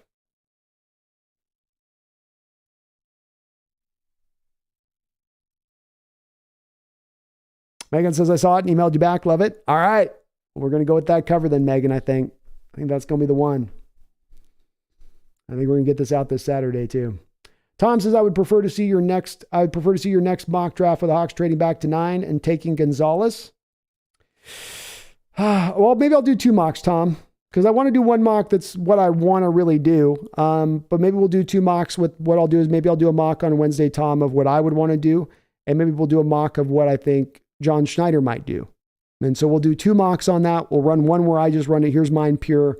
Here's the way if I'm trying to put on John Schneider's melon on top of my melon. Here's what I think John would do. And indeed, I can definitely see John viewing trading back off at 5 and the returns that he would get for that, especially if it's a quarterback that a team is trading up for. He would highly value that. That being the case, I think it's worth consideration. And I think it's a good idea on your part. So let's maybe commit to doing 2 mocks on Wednesday, and we'll split those up between those 2 sections a little bit. One being mine, one being John's. Megan says, by the way, B, I got the white Largent throwback on today, saving the 10 for the weekend. Hell yeah, Megan. Well, you know I got my Largent crispy and ready in the closet for Thursday. The lucky Largent jersey is ready to go. I wiped a little sage on it, cleared away all the bad mojo, no bad spirits. It's pure. It's clean. Brett us DM says, a 21-year-old Bruce Irvin on Van Ness? Brett, there's no way you're making the comparison of Irvin and Van. Those guys are like way different on their games, aren't they? Irvin was first step, quickness, and bend. Irvin was missing power. That's the thing Van Ness has. Megan says, I couldn't do much as the thumbnail hasn't been too stable, but I can't add to the perfection. Thank you, Megan. I got the space background over the top of his weird little background, and then I got the stuff increased in size a little bit. I feel a lot better about this one. I feel good about this one at the end of the day. Stu says, where are the 6-foot corners in this draft? A bunch of shorties. Yeah, a bunch of shorties with short arms, Stu. The double dip of detriments for cornerbacks. You got Julius Brents. You got Julius Brents and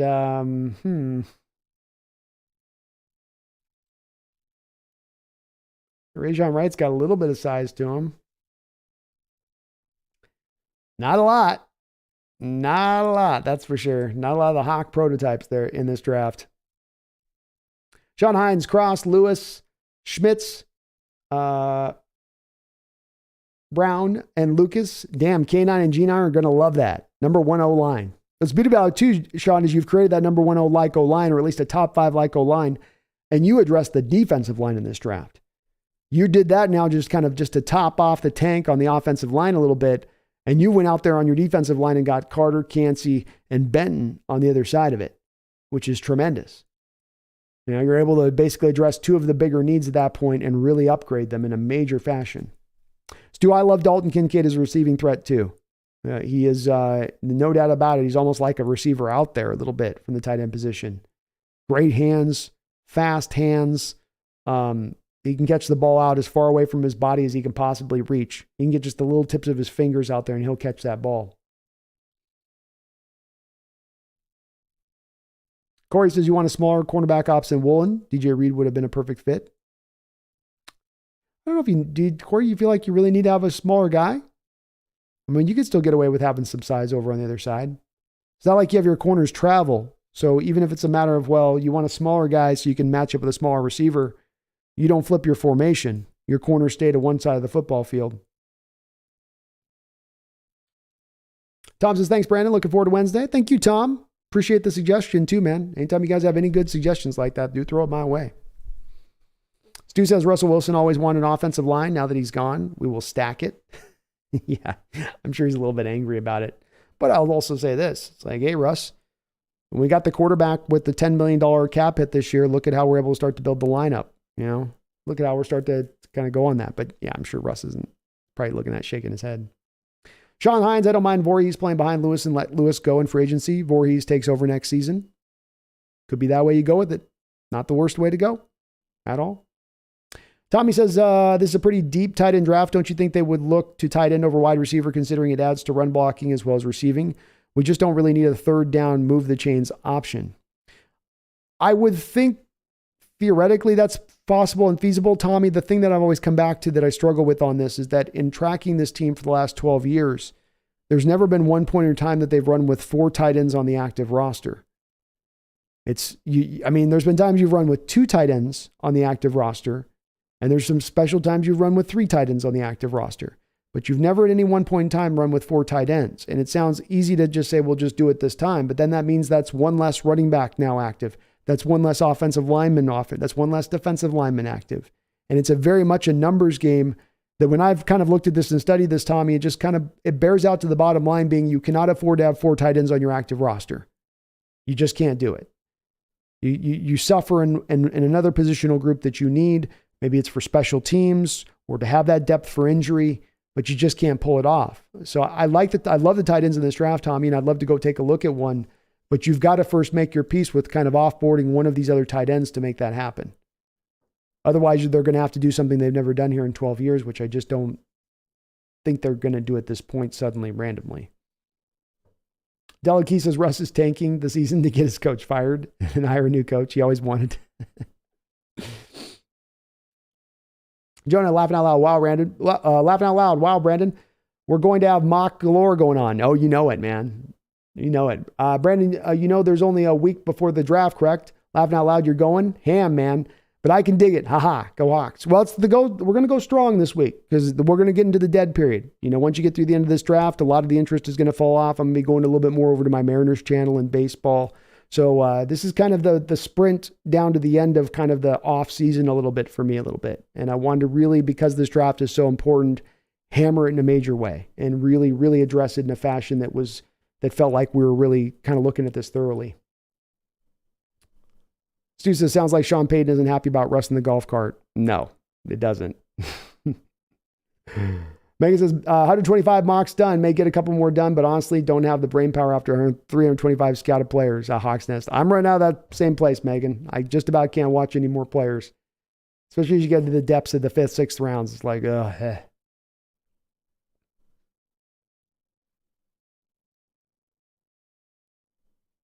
Jonas says, I've got Rick Meyer ready for draft. What day is the draft anyways? What, Saturday, right? Nope, we got Thursday, Friday, Saturday are your draft days. 3 draft days.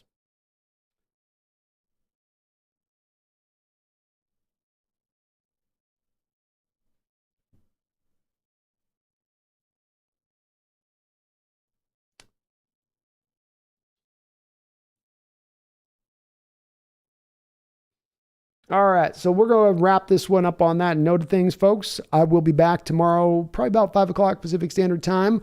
We're going to be doing a show around the quarterback position in this draft. We're hearing rumors of C.J. Stroud starting to fall. Is he going to maybe be available? Is Anthony Richards going to be available? Is Will Levis going to be available? We're going to kind of look at all these possibilities in this upcoming draft here for tomorrow and have there be a real specific show looking a little bit just closer at the quarterback position and possibility. There's been a lot of discussion and debate amongst the 12s as to whether or not this pick does make sense. I'm going to try to make a little bit more of an argument tomorrow for why the pick does make sense, why this, I think, could be a fit for our Hawks to go this route and take a quarterback here. Large reason because not only the talent that's available there for you to pick, but also, of course, because our Hawks might not have an opportunity to be taking quarterback this high anytime in the near future, especially if we have the type of draft that you guys put together tonight. This was a tremendous, tremendous draft as far as I'm concerned from the 12th man. Your collective brain power on this one, I think, brought out a great draft. I'm not alone on this one. PFF, which can be a little bit fickle in its draft grades, gave you guys a pure A- grade on this draft. So they were very much in favor of what you guys pulled as well.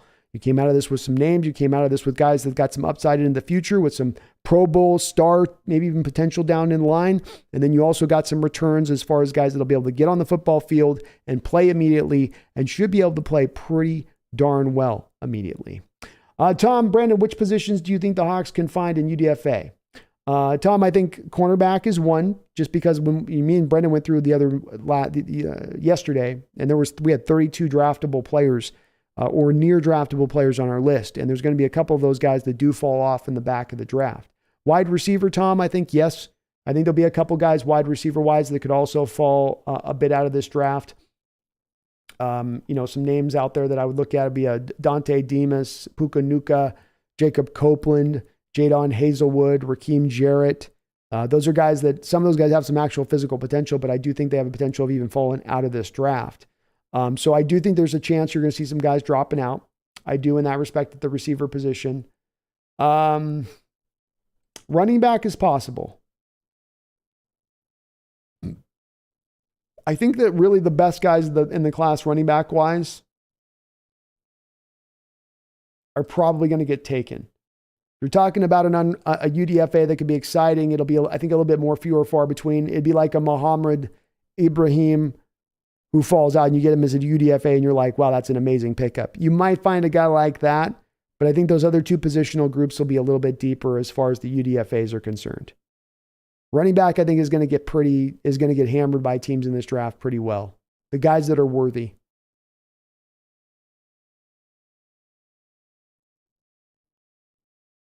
Brutus DM says, okay, 3 picks for a number 5 prima donna, number 2 defensive line, number 2. I'm not sure what you mean on that, Brutus. I'm sorry.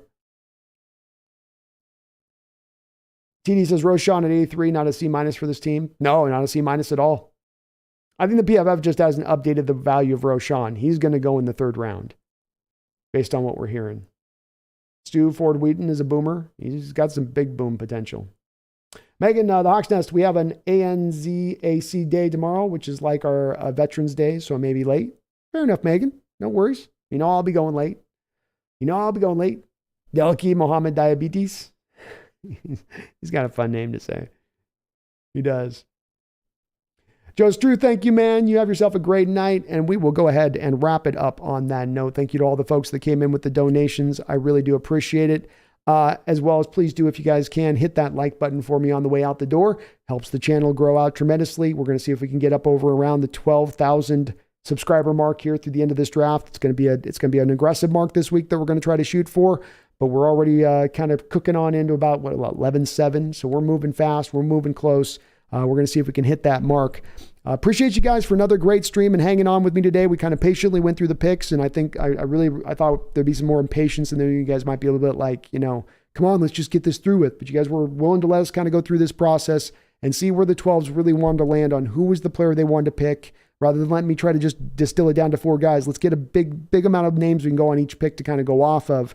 And I appreciate you guys giving me the time to let me kind of go through those names, because I wanted to figure out where you guys were at, where the general pulse was of the fan and what they were leaning towards on these picks, just to kind of understand for my own reference. It interests me in that respect of things. Appreciate you guys. Love you guys as ever. I'll be back in tomorrow, 5 o'clock Pacific time. We'll be on Wednesday, Thursday, Friday. I'll be on all day, every draft day, covering this end to end. So if you're looking for a great place to hang out during the draft, come here and hang out. You got me. You got a kitty cat here. I mean, look at the cute kitty cat. She comes up here and she wants to be held like a baby. I mean, that's cute, right? Kitty cats are cute. Everybody likes a kitty cat that's being held like a baby, right? That's something that people appreciate. So come check out my draft coverage. I'll be holding cats like babies and talking about football players that are going to be great for our Seattle Seahawks. It'll be riveting action. Our Hawks have 10 picks in this draft, 4 picks in the first 52 selections. So if you're not paying attention to this draft as a Seahawks fan, what do I got to do to wake you up? It don't get better than this. You as a Seahawks fan are never going to have this opportunity to be picking like this again in the future. So appreciate it, savor it. It's why I want to go so hard this week with so many streams to really enjoy this draft process, because I've never experienced anything like this in my adult life of being a fan for going on 3-4 decades. And I don't know if I'm ever going to again. Appreciate you guys. Thank you for all the support and kindness, and appreciate you helping me out on my mock draft today. And I also appreciate you providing a wonderful mock. Puts me in a great mood. I'd love to see it. I hope our Hawks, I hope our general manager kills it as much as you guys did tonight in the stream. So thank you so much. I'll catch you tomorrow night. But in that time, please just don't ever forget. Never forget, okay? Even in this 24-hour period that I might be away, you might have some fleeting thoughts of being worried about San Francisco, or don't be worried about them. Don't worry about anybody else. They got to worry about us. They got to be worried about it's coming from us with these 10 picks, with these 4 picks in the 52 selections, with maybe walking out of this draft with, dare I say, the most talented player in this entire draft. Yeah, you're going to get a lot of San Francisco worry when we come out of this with Jalen Carter off the top, off the rip. Watch those knees buckle. Watch those nervous hands start to shake. But don't you ever forget, in between this time and tomorrow, go Hawks.